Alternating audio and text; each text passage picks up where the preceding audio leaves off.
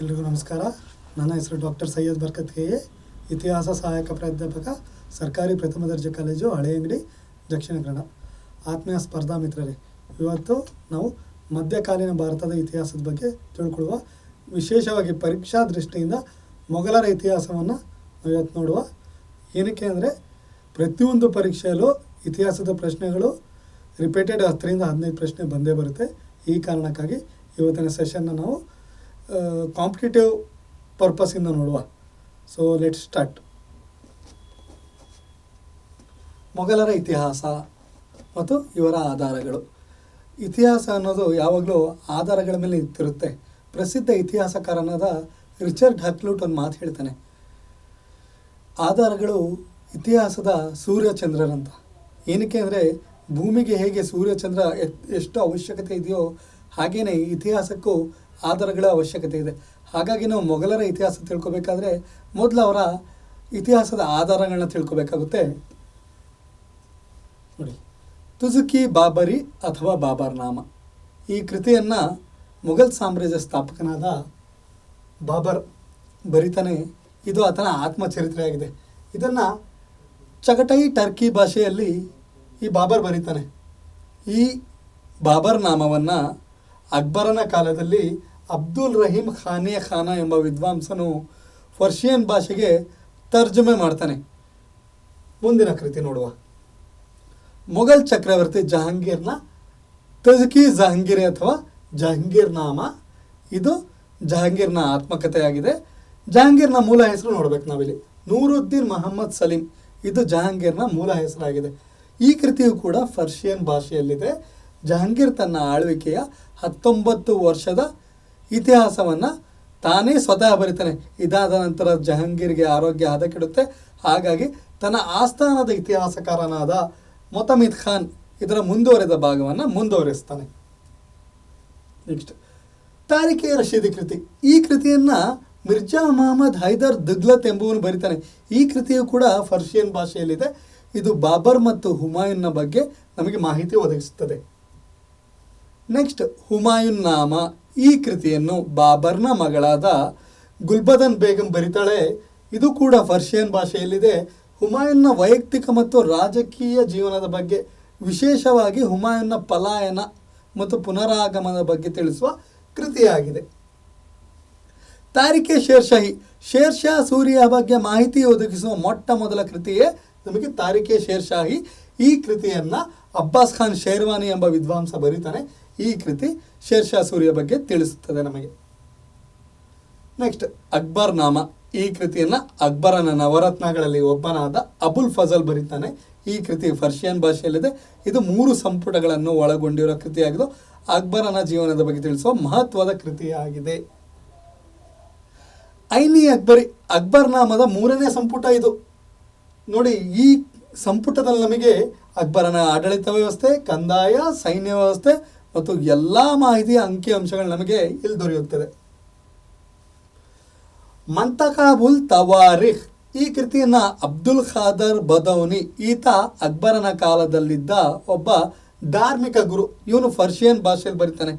ಈತ ಅಬುಲ್ ಫಜಲ್ ಏನು ಅಕ್ಬರ್ನ ನಮಗೆ ಕಟ್ಕೊಡ್ತಾನೆ ಚರಿತ್ರೆಯಲ್ಲಿ, ಅದಕ್ಕೆ ವ್ಯತಿರಿಕ್ತವಾಗಿ ಅಕ್ಬರ್ನ ಬಗ್ಗೆ ಮಾಹಿತಿ ಒದಗಿಸುವ ಕೃತಿಯಾಗಿದೆ. ನೆಕ್ಸ್ಟ್, ಇಕ್ಬಾಲ್ ನಾಮೈ ಜಹಾಂಗೀರಿ. ಈ ಕೃತಿಯನ್ನು ಮೊತಮಿದ್ ಖಾನ್ ಎಂಬುವನು ಬರೀತಾನೆ. ಜಹಾಂಗೀರ್ನ ಆಳ್ವಿಕೆಯ ಬಗ್ಗೆ ತಿಳಿಸುವ ಈ ಕೃತಿಯಾಗಿದೆ. ನೆಕ್ಸ್ಟ್ ಬರೋದೇ ನಮಗೆ ಪಾದಶಾ ನಾಮ. ಈ ಕೃತಿಯನ್ನು ಅಬ್ದುಲ್ ಹಮೀದ್ ಲಾಹೋರಿ ಮತ್ತು ಅಮಿನೆ ಖ್ವಾಜಿನ್ ಎಂಬುವರು ಪರ್ಷಿಯನ್ ಭಾಷೆಯಲ್ಲಿ ಬರುತ್ತಾರೆ. ಇದು ಶಾಜನ್ನ ಬಗ್ಗೆ ತಿಳಿಸುವ ಅಧಿಕೃತ ಇತಿಹಾಸದ ಕೃತಿಯಾಗಿದೆ. ನೆಕ್ಸ್ಟ್, ಶಾಜಹಾನ್ ನಾಮ. ಇನಾಯತ್ ಖಾನ್ ಎಂಬ ವಿದ್ವಾಂಸನು ಪರ್ಷಿಯನ್ ಭಾಷೆಯಲ್ಲಿ ಇದನ್ನು ಬರ್ತಾನೆ. ಶಾಜನ್ ಬಗ್ಗೆ ಮಾಹಿತಿ ಒದಗಿಸುವ ಕೃತಿಯಾಗಿದೆ. ಆಲಂಗೀರ್ ನಾಮ. ಈ ಕೃತಿಯನ್ನು ಮಿರ್ಜಾ ಮೊಹಮ್ಮದ್ ಖಾಸಿಮ್ ಎಂಬುವರು ಪರ್ಷಿಯನ್ ಭಾಷೆಯಲ್ಲಿ ಬರೀತಾರೆ. ಔರಂಗಜೇಬನ ಆಳ್ವಿಕೆಯ ಆರಂಭಿಕ 10 ವರ್ಷಗಳ ಮಾಹಿತಿಯನ್ನು ಈ ಆಲಂಗೀರ್ ನಾಮ ನಮಗೆ ಒದಗಿಸುತ್ತದೆ. ಮುಂದಿನ ಕೃತಿ ನೋಡ್ಬೇಕು ನಾವು, ಮಾಸಿರೆ ಆಲಂಗಿರಿ. ಈ ಕೃತಿಯನ್ನು ಮೊಹಮ್ಮದ್ ಸಾಹಿ ಮಸ್ತೈ ಖಾನ್ ಎಂಬುವನು ಪರ್ಷಿಯನ್ ಭಾಷೆಯಲ್ಲಿ ಬರ್ತಾನೆ. ಔರಂಗಜೇಬನ ಮರಣದ ನಂತರ ಈ ಕೃತಿ ರಚನೆ ಆಗುತ್ತೆ. ಔರಂಗಜೇಬನ ಇತಿಹಾಸವನ್ನು ತಿಳಿಸುವ ಮತ್ತೊಂದು ಕೃತಿಯೇ ಮಾಸಿಯೆ ಆಲಂಗಿರಿ. ಮುಂದಿನ ಕೃತಿ ನೋಡುವ, ಮುಂತಖಾಬ್ ಉಲ್ ಲುಬಾಬ್ ಈ ಕೃತಿಯನ್ನು ಮೊಹಮ್ಮದ್ ಹಾಶಿನ್ ಖಾಫಿ ಖಾನ್ ಎಂಬುವರು ಫರ್ಷಿಯನ್ ಭಾಷೆಯಲ್ಲಿ ಬರೀತಾರೆ. ಔರಂಗಜೇಬನ ವಿರೋಧದ ನಡುವೆಯೂ ಈ ಕೃತಿ ರಚನೆ ಆಗುತ್ತೆ. ಹಾಗಾಗಿ ಇಲ್ಲಿ ನಾವು ತಿಳ್ಕೊಬೇಕಾಗಿರೋದು ಏನಂದರೆ, ಚರಿತ್ರಾಕಾರ ಚರಿತ್ರೆಯನ್ನು ರಚಿಸಬೇಕಾದ್ರೆ ಅಥವಾ ಚರಿತ್ರೆಯ ವಿಷಯಗಳನ್ನ ಹೇಳಬೇಕಾದ್ರೆ ನಿಷ್ಪಕ್ಷಪಾತವಾಗಿ ಚರಿತ್ರೆಯನ್ನು ರಚನೆ ಮಾಡಬೇಕು ಅನ್ನೋದಕ್ಕೆ ಒಂದು ಉದಾಹರಣೆ ನಮಗೆ ಹಾಶಿಮ್ ಖಾಫಿ ಖಾನ್ ಎಂಬುವನು ನಾವು ತಿಳ್ಕೊಬೇಕು. ನೆಕ್ಸ್ಟ್ ಈಗ ನಾವು ವಿದೇಶಿ ಬರವಣಿಗೆಗಳನ್ನ ನೋಡುವ. ಮೊಘಲರ ಇತಿಹಾಸವನ್ನು ತಿಳಿಸುವ ವಿದೇಶಿ ಬರವಣಿಗೆಗಳು. ಇದರಲ್ಲಿ ಮೊದಲನೇದಾಗಿ ಬರೋದೇ ನಮಗೆ ಸರ್ ಥಾಮಸ್ ರೋ. ಈತ ಇಂಗ್ಲೆಂಡ್ ದೇಶದವನು, ಬ್ರಿಟನ್ನ ದೊರೆ, 1ನೇ ಜೇಮ್ಸ್ನ ರಾಯಭಾರಿ. 1615ರಿಂದ 1619ರವರೆಗೆ ಇವನು ಭಾರತದಲ್ಲಿರ್ತಾನೆ. 4 ವರ್ಷಗಳ ಕಾಲ ಭಾರತದಲ್ಲೇ ಇರ್ತಾನೆ. ಜಹಾಂಗೀರ್ನ ಆಳ್ವಿಕೆಯಲ್ಲಿ ಇವನು ಭಾರತಕ್ಕೆ ಬರೋದು. ಇವನ ಪ್ರಮುಖ ಕೃತಿ ನೋಡೋದಾದರೆ journal of the mission to the Mughal emperor ಈತ ಪ್ರಮುಖ ಕೃತಿ. ಜಹಾಂಗೀರ್ನ ರಾಜತಾಂತ್ರಿಕ ಸಂಬಂಧಗಳು, ವ್ಯಾಪಾರ ಒಪ್ಪಂದಗಳ ಬಗ್ಗೆ ಮಾಹಿತಿ ಒದಗಿಸುವ ಕೃತಿಯಾಗಿದೆ. ಮುಂದೆ ಬರೋದು ನಮಗೆ ವಿಲಿಯಂ ಹಾಕಿನ್ಸ್. ಈತ ಕೂಡ ಇಂಗ್ಲೆಂಡ್ ದೇಶದ ರಾಯಭಾರಿ. 1608ರಿಂದ 1611ರವರೆಗೆ ಭಾರತದಲ್ಲಿರ್ತಾನೆ. ಜಹಾಂಗೀರ್ನ ಕಾಲದಲ್ಲಿ ಭಾರತಕ್ಕೆ ಬರ್ತಾನೆ. ಈತನ ಪ್ರಮುಖ ಕೃತಿ ವಾಯೇಜಸ್. ಈ ಕೃತಿಯು ನಮಗೆ English East India company Jahangir ಜೊತೆ ಮಾಡಿಕೊಂಡ ಒಪ್ಪಂದ ಕರಾರುಗಳ ಬಗ್ಗೆ ಮಾಹಿತಿ ಒದಗಿಸುತ್ತದೆ. ಮುಂದೆ ಬರೋದು ನಮಗೆ ಫ್ರಾನ್ಸಿಸ್ಕೋ ಬರ್ನಿಯರ್. ಈ ಫ್ರಾನ್ಸಿಸ್ಕೋ ಬರ್ನಿಯರ್ ಒಬ್ಬ ಪ್ರಸಿದ್ಧ ವೈದ್ಯ, ಫ್ರಾನ್ಸ್ ದೇಶದವನು. 1656ರಿಂದ 1668 ಈತನ ಕಾಲಘಟ್ಟ. ಶಹಜಹಾನ್ ಮತ್ತು ಔರಂಗಜೇಬನ ಆಳ್ವಿಕೆಯಲ್ಲಿ ಇವನು ಇರ್ತಾನೆ. ಇವನ ಪ್ರಮುಖ ಕೃತಿ ಟ್ರಾವೆಲ್ ಇನ್ ದಿ ಮೊಘಲ್ ಎಂಬರ್ ಎಂಬುದು ಇವನ ಕೃತಿಯಾಗಿದೆ. ನೋಡಿ, ದಾರಾಶಿಕೋನ ವೈದ್ಯನಾಗಿದ್ದ ಈ ಫ್ರಾನ್ಸಿಸ್ಕೋ ಬರ್ನಿಯರ್. ಇದು ನಮಗೆ ಪರೀಕ್ಷಾ ದೃಷ್ಟಿಯಿಂದ ತುಂಬ ಇಂಪಾರ್ಟೆಂಟ್ ಆಗಿರೋ ವಿಷಯವಾಗಿರುತ್ತೆ. ಜೀನ್ ಬ್ಯಾಬಿಸ್ಟ್ ಟ್ರಾವೆರ್ನಿಯರ್ ಇವನು ಫ್ರಾನ್ಸ್ನ ಒಬ್ಬ ವಜ್ರ ವ್ಯಾಪಾರಿಯಾಗಿದ್ದು 1638ರಿಂದ 1663ರವರೆಗೆ ಭಾರತದಲ್ಲಿರ್ತಾನೆ. ಶಹಜಹಾನ್ ಮತ್ತು ಔರಂಗಜೇಬನ ಆಳ್ವಿಕೆಯಲ್ಲಿ ಇವನು ಭಾರತಕ್ಕೆ ಬಂದಿರ್ತಾನೆ. ಇವನ ಕೃತಿ ಟ್ರಾವೆಲ್ಸ್ ಇನ್ ಇಂಡಿಯಾ. ಈ ಕೃತಿ ನಮಗೆ ಏನು ತಿಳಿಸುತ್ತೆ ಅಂದರೆ, ಭಾರತದಲ್ಲಿ ವಜ್ರದ ಗಣಿಗಳು ಮತ್ತು ಮೊಘಲರ ಆರ್ಥಿಕತೆ ಈ ವಿಷಯವನ್ನು ನಮಗೆ ಜೀನ್ ಬ್ಯಾಬಿಸ್ಟ್ ಟ್ರಾವೆರ್ನಿಯರ್ನ ಕೃತಿ ಟ್ರಾವೆಲ್ಸ್ ಇನ್ ಇಂಡಿಯಾ ತಿಳಿಸ್ಕೊಡುತ್ತೆ. ನೆಕ್ಸ್ಟ್ ನಿಕೋಲಾವ್ ಮನುಚಿ, ಇಟಲಿ ದೇಶದ ವೆನಿಸ್ ನಗರದವನು. 1653ರಿಂದ 1708ರವರೆಗೆ ಇವನ ಕಾಲಘಟ್ಟವಾಗಿದ್ದು, ಔರಂಗಜೇಬನ ಕಾಲದಲ್ಲಿ ಇವನು ಭಾರತಕ್ಕೆ ಬಂದಿರ್ತಾನೆ. ಸ್ಟೋರಿಯಾ ಡು ಮೊಗೊರ್ ಎಂಬ ಕೃತಿ ಈತ ಬರೀತಾನೆ. ಈ ಕೃತಿ ನಮಗೆ ದಾರಾಶಿಕೋ ಮತ್ತು ಔರಂಗಜೇಬನ ಮಾಹಿತಿ ಒದಗಿಸುತ್ತದೆ ಮತ್ತು ಮೊಘಲರ ಉತ್ತರಾಧಿಕಾರದ ಯುದ್ಧಗಳ ಬಗ್ಗೆ ಮಾಹಿತಿ ಒದಗಿಸುವ ಪ್ರಮುಖ ಕೃತಿ ಇದು ನಮಗೆ. ಈತ ದಾರಾಶಿಕೋನ ಫಿರಂಗಿ ವಿಭಾಗದಲ್ಲಿ ಕೆಲಸ ನಿರ್ವಹಿಸ್ತಾನೆ. ನೆಕ್ಸ್ಟ್ ಪೀಟರ್ ಮಂಡಿ, ಇಂಗ್ಲೆಂಡ್ ದೇಶದವನು. 1630ರಿಂದ 1634 ಶಹಜಹಾನ್ನ ಆಳ್ವಿಕೆಯಲ್ಲಿ ಭಾರತಕ್ಕೆ ಬಂದಿರ್ತಾನೆ. ಟ್ರಾವೆಲ್ಸ್ ಆಫ್ ಪೀಟರ್ ಮಂಡಿ ಇನ್ ಏಷ್ಯಾ ಈತನ ಕೃತಿ. ಭಾರತದ ಬರಗಾಲ ಮತ್ತು ದಂಗೆಗಳ ಬಗ್ಗೆ ಮಾಹಿತಿ ಒದಗಿಸುವ ಪ್ರಮುಖ ಕೃತಿ, ನಮಗೆ ಸಮಕಾಲೀನ ಕೃತಿ ಇದು. ಫ್ರಾನ್ಸಿಸ್ಕೋ ಪೆಲ್ಸಾರ್ಟ್ ಈತ ನೆದರ್ಲ್ಯಾಂಡ್ ದೇಶದವನು. 1620ರಿಂದ 1627ರವರೆಗೆ ಭಾರತದಲ್ಲಿರ್ತಾನೆ. ಜಹಾಂಗೀರ್ನ ಆಳ್ವಿಕೆಯಲ್ಲಿ ಬರ್ತಾನೆ ಇವನು. ರೆಮಾನ್ಸ್ಟ್ರಾನ್ಸಿ ಎಂಬ ಕೃತಿ ಈತನ ಕೃತಿಯಾಗಿದೆ. ಆಗ್ರಾದಲ್ಲಿ ಡಚ್ ಫ್ಯಾಕ್ಟರ್ ಆಗಿ ಈತ ಕೆಲಸ ಮಾಡ್ತಾನೆ. ಉತ್ತರ ಭಾರತದ ವ್ಯಾಪಾರ, ಉತ್ಪಾದನಾ ಕೇಂದ್ರ, ಗುಲಾಮಗಿರಿ ವ್ಯವಸ್ಥೆ ಇದರ ಬಗ್ಗೆ ಮಾಹಿತಿ ಒದಗಿಸುವ ಪ್ರಮುಖ ಕೃತಿ ರೆಮಾನ್ಸ್ಟ್ರಾನ್ಸಿ. ಮುಂದೆ ನಾವು ನೋಡಬೇಕಾಗಿರೋದು ಮೊಘಲರ ಇತಿಹಾಸವನ್ನು ತಿಳಿಯಲು ಇರುವ ಸಂಸ್ಕೃತ ಆಧಾರಗಳು ಮತ್ತು ಸಂಸ್ಕೃತ ವಿದ್ವಾಂಸರ ಬರವಣಿಗೆಗಳು. ಪದ್ಮಸುಂದರ ಎಂಬ ಸಂಸ್ಕೃತ ವಿದ್ವಾಂಸನು ಅಕ್ಬರ್ ಶಾಹಿ ಶೃಂಗಾರ ದರ್ಪಣ ಎಂಬ ಕೃತಿಯನ್ನು ಬರೀತಾನೆ. ಶೃಂಗಾರ ರಸದ ಬಗ್ಗೆ ಮಾಹಿತಿ ಒದಗಿಸುವ ಕೃತಿಯಾಗಿದೆ ಇದು. ನೆಕ್ಸ್ಟ್ ಭಾನು ಚಂದ್ರಗಣಿ ಈತ ಸೂರ್ಯ ಸಹಸ್ರನಾಮವನ್ನು ಬರೀತಾನೆ. ಅಕ್ಬರನ ಆಸ್ಥಾನದಲ್ಲಿದ್ದ ಜೈನ ವಿದ್ವಾಂಸನಾಗಿದ್ದು ಅಕ್ಬರನಿಗೆ ಸೂರ್ಯ ಪೂಜಾ ಪದ್ಧತಿಯನ್ನು ಕಲಿಸ್ತಾನೆ ಈತ. ರಾಮಚಂದ್ರ ಈತನ ಕೃತಿ ಮುಹೂರ್ತ ಚಿಂತಾಮಣಿ. ಇದು ಕೂಡ ನಮಗೆ ಜ್ಯೋತಿಷ್ಯದ ಬಗ್ಗೆ ಮಾಹಿತಿ ಒದಗಿಸುವ ಕೃತಿಯಾಗಿದೆ. ನೆಕ್ಸ್ಟ್ ಜಗನ್ನಾಥ ಈತನ ಬಿರುದು ಪಂಡಿತರಾಜ. ಏನಕ್ಕೆ ಪಂಡಿತರಾಜ ಅಂದರೆ, ಈತ ಜಹಾಂಗೀರ್ ಮತ್ತು ಶಹಜಹಾನ್ನ ಕಾಲದಲ್ಲಿದ್ದ ಪ್ರಸಿದ್ಧ ಸಂಸ್ಕೃತ ವಿದ್ವಾಂಸರಾಗಿದ್ದು ಅವರಿಂದ ಪಂಡಿತರಾಜ ಎಂಬ ಬಿರುದನ್ನು ಆತ ಪಡ್ಕೊಂಡಿರ್ತಾನೆ. ಈತ ರಸಗಂಗಾಧರಂ ಎಂಬ ಅಲಂಕಾರ ಶಾಸ್ತ್ರ, ಗಂಗಾಲಹರಿ ಎಂಬ ಕೃತಿ, ಅಸಫ್-ಇಲಾಸ ಎಂಬ ಕಾವ್ಯವನ್ನು ರಚನೆ ಮಾಡ್ತಾನೆ. ನೋಡಿ, ಅಸಫ್-ಇಲಾಸ ಎಂಬ ಕಾವ್ಯವು ಅಸಾಫ್ ಖಾನ್ನ ಪ್ರಶಂಸೆಯಲ್ಲಿ ಬರೆದ ಕಾವ್ಯವಾಗಿದೆ. ನೆಕ್ಸ್ಟ್ ರುದ್ರಕವಿ ಈತನ ಕೃತಿ ಕೀರ್ತಿ ಸಮೋಲ್ಲಾಸ ಮತ್ತು ಧನ್ಮಹ ಚರಿತ್ರ. ಜಹಾಂಗೀರ್ನ ಕಾಲದಲ್ಲಿದ್ದ ಈ ವಿದ್ವಾಂಸ ಈತ. ಮುನೀಶ್ವರ ಸಿದ್ಧಾಂತ ಸಾರ್ವಭೌಮ ಎಂಬ ಕೃತಿಯನ್ನು ರಚನೆ ಮಾಡ್ತಾನೆ. ಶಹಜಾನ್ನ ಆಳ್ವಿಕೆಯಲ್ಲಿ ಗಣಿತ ಮತ್ತು ಖಗೋಳಶಾಸ್ತ್ರದ ಬಗ್ಗೆ ಮಾಹಿತಿ ಒದಗಿಸುವ ಕೃತಿಗೆ ಸಿದ್ಧಾಂತ ಸಾರ್ವಭೌಮ. ಮುಂದೆ ಬಂದು ನಾವು ನೋಡಬೇಕಾಗಿರೋದು ಮೊಘಲರ ಇತಿಹಾಸವನ್ನು ತಿಳ್ಕೊಬೇಕಾದ್ರೆ, ಈಗ ಆಲ್ರೆಡಿ ನಾವು ಆತ್ಮಚರಿತ್ರೆಗಳು, ಸಾಹಿತ್ಯದ ಆಧಾರಗಳನ್ನ ನೋಡಿದ್ದೀವಿ, ವಿದೇಶಿ ಸಾಹಿತ್ಯ ಆಧಾರಗಳನ್ನ ನೋಡಿದ್ದೀವಿ. ಈಗ ಆರ್ಕಿಯಾಲಜಿಕಲ್ ಸೋರ್ಸಸ್ ಅಂದರೆ ಕಲೆ ಮತ್ತು ವಾಸ್ತುಶಿಲ್ಪದ ಮೂಲಕ ಹೇಗೆ ಮೊಘಲರ ಇತಿಹಾಸವನ್ನು ತಿಳ್ಕೊಬೋದು ಅಂತ ಒಂದು ಕ್ವಿಕ್ ಗ್ಲಾನ್ಸ್ ಮಾಡುವ. ನೋಡಿ, ಬಾಬರ್ನ ಕಾಲದಲ್ಲಿ ಪಾಣಿಪತ್ನಲ್ಲಿ ಕಾಬೂಲಿ ಬಾಗ್ ಮಸೀದಿ, ಸಂಬಲ್ನಲ್ಲಿ ಜಾಮಿ ಮಸೀದಿನ ನಿರ್ಮಾಣ ಮಾಡ್ತಾನೆ. ಹುಮಾಯೂನ್ನ ಕಾಲದಲ್ಲಿರುವ ಪ್ರಮುಖ ಕಟ್ಟಡವೇ ನಮಗೆ ದೀನ್ಪಾ ನಗರದ ಅಡಿಪಾಯ ಮತ್ತು ಹುಮಾಯೂನ್ನ ಗ್ರಂಥಾಲಯ. ಈ ಹುಮಾಯೂನ್ನ ಗ್ರಂಥಾಲಯದ ಬಗ್ಗೆ ಹೇಳಲೇಬೇಕು. ಏನಕ್ಕೆ ಅಂದರೆ 1556ರಲ್ಲಿ ಇದೇ ಗ್ರಂಥಾಲಯದಿಂದ ಬಿದ್ದು ಹುಮಾಯೂನ್ ತನ್ನ ಪ್ರಾಣವನ್ನು ಕಳ್ಕೊಳ್ಳೋದು. ನೆಕ್ಸ್ಟ್, ಅಕ್ಬರ್ನ ಕಾಲದಲ್ಲಿದ್ದ ಪ್ರಮುಖ ಕಟ್ಟಡಗಳನ್ನ ನೋಡ್ಬೇಕು ನಾವು. ದಿಲ್ಲಿಯಲ್ಲಿರುವ ಹುಮಾಯೂನ್ ಗೋರಿ, ಆಗ್ರಾ ಕೋಟೆ, ಫತೇಪುರ್ ಸಿಕ್ರಿ ನಗರ, ಲಾಹೋರ್ ಕೋಟೆ, ಫತೇಪುರ್ ಸಿಕ್ರಿ ನಗರದಲ್ಲಿರುವ ಬುಲಂದ್ ದರ್ವಾಜ, ಪಂಚಮಹಲ್, ಜೋಧಾಬಾಯಿ ಅರಮನೆ ಮತ್ತು ದಿವಾನಿ ಖಾಸ್ ಇದೆಲ್ಲ ಅಕ್ಬರನ ಕಾಲದ ಕಟ್ಟಡಗಳಾಗಿವೆ. ಕೇವಲ ಇಷ್ಟೇ ಅಲ್ಲ, ಈ ಥರ ಇನ್ನೂ ಹಲವು ಕಟ್ಟಡಗಳಿವೆ. ಇದು ಅಕ್ಬರ್ನ ಇತಿಹಾಸವನ್ನು ತಿಳಿಸ್ಬೇಕಾದ್ರೆ ನಾನು ಇದನ್ನು ನಿಮಗೆ ಮಾಹಿತಿ ಒದಗಿಸ್ತೇನೆ. ನೆಕ್ಸ್ಟ್, ಜಹಾಂಗೀರ್ನ ಕಾಲದಲ್ಲಿ ಪ್ರಮುಖ ಕಟ್ಟಡಗಳು. ಸಿಕಂದರದಲ್ಲಿರುವ ಅಕ್ಬರನ ಗೋರಿ. ಪ್ರಶ್ನೆ ಹೇಗೆ ಬರ್ಬೋದು ಗೊತ್ತಾ? ಸಿಕಂದರದಲ್ಲಿ ಯಾರ ಗೋರಿ ಇದೆ ಅಥವಾ ಅಕ್ಬರನ ಗೋರಿ ಯಾವ ಪ್ರದೇಶದಲ್ಲಿದೆ ಅಂತ ಬರ್ಬೋದು. ಸಿಕಂದರ. ನೆಕ್ಸ್ಟ್, ಆಗ್ರಾದಲ್ಲಿರುವ ಇತ್ತಿಮಾತ್ ಉದ್ದೌಲನ ಗೋರಿ. ಇತ್ತಿಮಾತ್ ಉದ್ದೌಲನ ಗೋರಿ ನಮಗೆ ಏನಕ್ಕೆ ತುಂಬ ಇಂಪಾರ್ಟೆಂಟ್ ಅಂದರೆ, ಭಾರತದಲ್ಲಿ ಮೊಟ್ಟ ಮೊದಲು ಅಮೃತ ಶಿಲೆಯನ್ನು ಬಳಸಿ ನಿರ್ಮಿಸಿದ ಕಟ್ಟಡವೇ ಈ ಇತ್ತಿಮಾತ್ ಉದ್ದೌಲನ ಗೋರಿಯಾಗಿದೆ. ಇದು ಮುಂದೆ ಬರುವ ತಾಜ್ ಮಹಲ್ಗೆ ನಮಗೆ ಸ್ಫೂರ್ತಿ ಆಗುತ್ತೆ. ನೆಕ್ಸ್ಟ್, ಲಾಹೋರ್ನಲ್ಲಿರುವ ಜಹಾಂಗೀರ್ನ ಗೋರಿ. ಇದು ಜಹಾಂಗೀರ್ನ ಕಾಲದಲ್ಲಿದ್ದ ಪ್ರಮುಖ ಕಟ್ಟಡಗಳಾಗಿವೆ.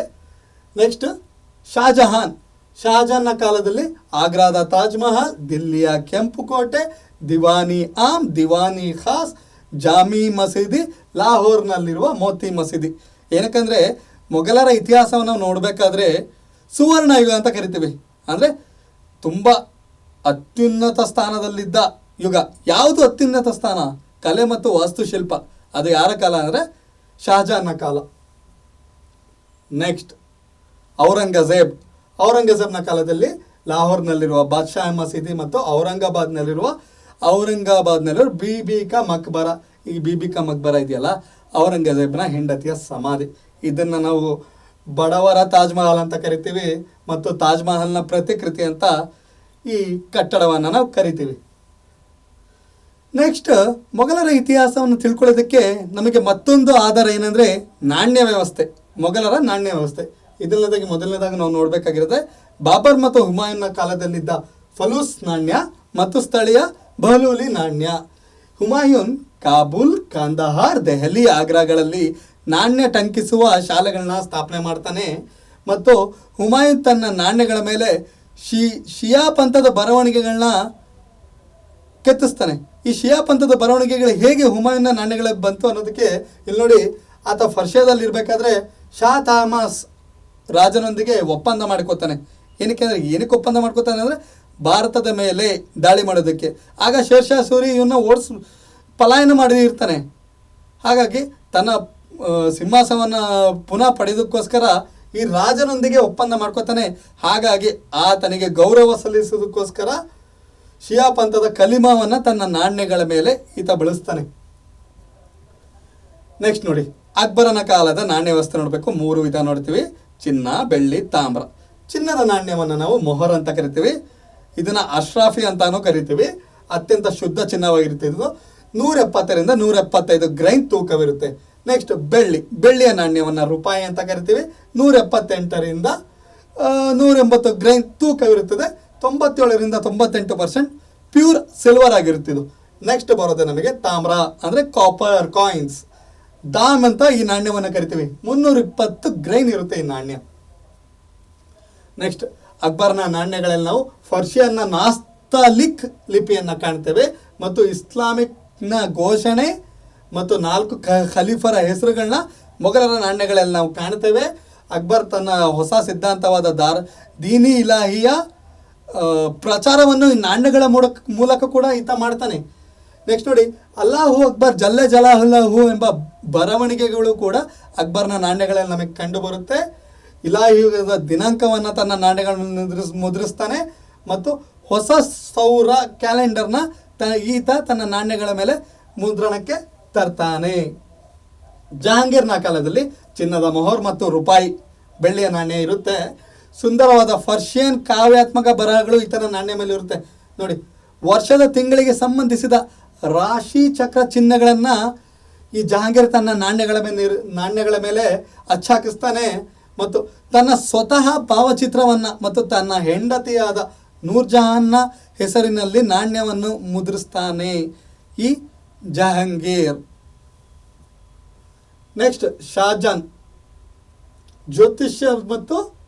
ಜ್ಯೋತಿಷ್ಯ ಚಿಹ್ನೆಗಳು ಮತ್ತು ಭಾವಚಿತ್ರಗಳನ್ನ ತನ್ನ ತಂದೆ ಏನು ಮುದ್ರಿಸಿರ್ತಾನೋ ಅದನ್ನು ನಿಷೇಧ ಮಾಡಿ ಕಲಿಮಾವನ್ನು ಮರುಮುದ್ರಣಕ್ಕೆ ತರೋದೇ ಈ ಶಾಜಹಾನ್. ಲಾ ಇಲಾಹ ಇಲ್ಲಲ್ಲ ಮೊಹಮ್ಮದು ರಸೂಲುಲ್ಲಾ ಎಂಬ ಕಲಿಮಾ ವಾಕ್ಯವನ್ನು ಚಿನ್ನ ಮತ್ತು ಬೆಳ್ಳಿ ನಾಣ್ಯಗಳ ಮುಖಭಾಗದಲ್ಲಿ ಕೆತ್ತಿಸ್ತಾನೆ. ನಾಣ್ಯಗಳ ಹಿಂಭಾಗದಲ್ಲಿ ಸಾಹಿಬ್ ಎ ಕಿರಾನ್ ಸಾನಿ ಎಂಬ ಬಿರುದನ್ನು ಈತ ಕೆತ್ತಿಸ್ತಾನೆ. ನೆಕ್ಸ್ಟ್, ಔರಂಗಜೇಬ್ ತನ್ನ ನಾಣ್ಯಗಳ ಮೇಲೆ ತನ್ನ ತಂದೆ ಜಾರಿಗೆ ತಂದ ಕಲಿಮಾವನ್ನು ವಾಪಸ್ ನಾಣ್ಯಗಳ ಮೇಲೆ ಮುದ್ರಿಸುವುದನ್ನು ನಿಷೇಧ ಮಾಡ್ತಾನೆ. ಈ ಔರಂಗಜೇಬ್ ತನ್ನ ನಾಣ್ಯಗಳ ಮುಖಭಾಗದಲ್ಲಿ ಫರ್ಷಿಯನ್ ಪದ್ಯವನ್ನು ರಚಿಸ್ತಾನೆ. ಬೆಳ್ಳಿ ರೂಪಾಯಿಗಳಲ್ಲಿ ಸಾಮಾನ್ಯವಾಗಿ ಆತನ ಪ್ರಶಂಸೆಯನ್ನು ತಿಳಿಸುವ ಸಿಕ್ಕಾ ಜದ್ ದರ್ ಜಹಾಂಚು ಬದ್ರ್ ಮುನೀರ್ ಶಾ ಔರಂಗಜೇಬ್ ಆಲಂಗೀರ್ ಎಂಬ ವಾಕ್ಯವನ್ನು ತನ್ನ ನಾಣ್ಯಗಳ ಮೇಲೆ ಕೆತ್ತಿಸುವ ದೊರೆ ಇವನು. ನೆಕ್ಸ್ಟ್, ಈ ಎಲ್ಲ ಮಾಹಿತಿಗಳನ್ನ ನಾವು ನೋಡಿದ್ಮೇಲೆ ಕಾಲಾನುಕ್ರಮನ ನೋಡಲೇಬೇಕು. ಯಾಕಂದರೆ ಚರಿತ್ರೆ ನಿಂತಿರೋದೇ ಆಧಾರಗಳ ಜೊತೆ ಕಾಲಾನುಕ್ರಮದಲ್ಲಿ. ಯಾವ್ಯಾವ ರಾಜ ಯಾವ್ಯಾವ ಕಾಲಘಟ್ಟದಲ್ಲಿ ಆಡಳಿತ ನಡೆಸ್ತಾ ಎಂಬುದನ್ನು ನೋಡಬೇಕು. ಏನಕ್ಕೆ ಅಂದರೆ ಒಂದು ವಾಕ್ಯದಲ್ಲಿ MCQ ಮತ್ತು ಹೊಂದಿಸಿ ಬರೆಯಿರಿ, ಈ ಎಲ್ಲ ಫಾರ್ಮ್ಯಾಟಲ್ಲೂ ಕೂಡ ಕ್ರೊನಾಲಜಿ ನಮಗೆ ಕೇಳ್ತಾರೆ. PC to DC ಎಕ್ಸಾಮ್ವರೆಗೂ ಈ ಫಾರ್ಮ್ಯಾಟ್ ನಮಗೆ ಇದ್ದೇ ಇರುತ್ತೆ. ಹಾಗಾಗಿ ನೋಡುವ, ಬಾಬರ್ನ ಕಾಲ 1526ರಿಂದ 1530, ಹುಮಾಯೂನ್ನ ಕಾಲ 1530ರಿಂದ 1556, ಅಕ್ಬರ್ನ ಕಾಲ 1556ರಿಂದ 1605, ಜಹಾಂಗೀರ್ನ ಕಾಲ 1605ರಿಂದ 1627. ಕೇವಲ ನಾನು ಡೇಟ್ ಹೇಳ್ತಾ ಇದ್ದೀನಿ, ಕ್ರಿಸ್ತ ಶಕ ಅಥವಾ ಸಾಮಾನ್ಯ ಶಕ ಅಂತ ನಾವು ಇದನ್ನು ಕನ್ಸಿಡರ್ ಮಾಡಬೇಕು. ಶಹಜಾನ್ ಸಾಮಾನ್ಯ ಶಕ 1627ರಿಂದ 1658, ಔರಂಗಜೇಬ್ 1658ರಿಂದ 1707. ಈ 6 ಜನ ಮೊಘಲ್ ದೊರೆಗಳನ್ನು ಮಹಾನ್ ಮೊಘಲರು ಅಂತಲೂ ಮೊಘಲರ ಇತಿಹಾಸದಲ್ಲಿ ಕರಿತೀವಿ. ಏನಕ್ಕಂದರೆ ಇವರ ಆಡಳಿತದ ಈ ಕಾಲಘಟ್ಟ ಇದೆಯಲ್ಲ, ಸಂಪೂರ್ಣ ಮೊಘಲ್ ಇತಿಹಾಸದ ಪ್ರಮುಖ ಕಾಲಘಟ್ಟ ಈ ಕಾಲಘಟ್ಟ. ಮುಂದಿನ ರಾಜರನ್ನ ನಾವು ನೆಕ್ಸ್ಟ್ ನೋಡುವ 1707ರಿಂದ 1857ರವರೆಗೆ ಔರಂಗಜೇಬನ ಮರಣದ ನಂತರ ಯಾವ್ಯಾವ ಮೊಘಲ್ ದೊರೆಗಳು ಬರ್ತಾರೆ ಅಂದರೆ, 1ನೇ ಬಹದ್ದೂರ್ ಶಾ, ಈತನ ಬಿರುದು ಮುವಾಜಮ್ ಅಂತ, 1707ರಿಂದ 1712ರವರೆಗೆ ಈತನ ಕಾಲಘಟ್ಟ. ಜಹಾಂದರ್ ಶಾ 1712ರಿಂದ 1713. ಫರೂಕ್ ಸಿಯರ್ ಸಯ್ಯದ್ ಸಹೋದರರ ಕೃಪಾ ಕಟಾಕ್ಷದಲ್ಲಿ ಬದುಕಿದ್ದ ದೊರೆಯವನು, 1713ರಿಂದ 1719. ಮಹಮ್ಮದ್ ಶಾ ರಂಗೀಲಾ ಎಂಬುದು ಈತನ ಬಿರುದು. ಅಂದರೆ ಈತನಿಗೆ ತನ್ನ ರಾಜ್ಯದ ಮೇಲಾಗಲಿ ತನ್ನ ಆಸ್ಥಾನದ ಮೇಲಾಗಲಿ ಹಿಡಿತನ ಇತ್ತಿಲ್ಲ, ಹಾಗಾಗಿ ಈತನಿಗೆ ರಂಗೀಲಾ ಎಂಬ ಬಿರುದು ಬಂದಿದ್ದು. 1719ರಿಂದ 1748. ಅಹಮ್ಮದ್ ಶಾ ಬಹದ್ದೂರ್ 1748ರಿಂದ 1754.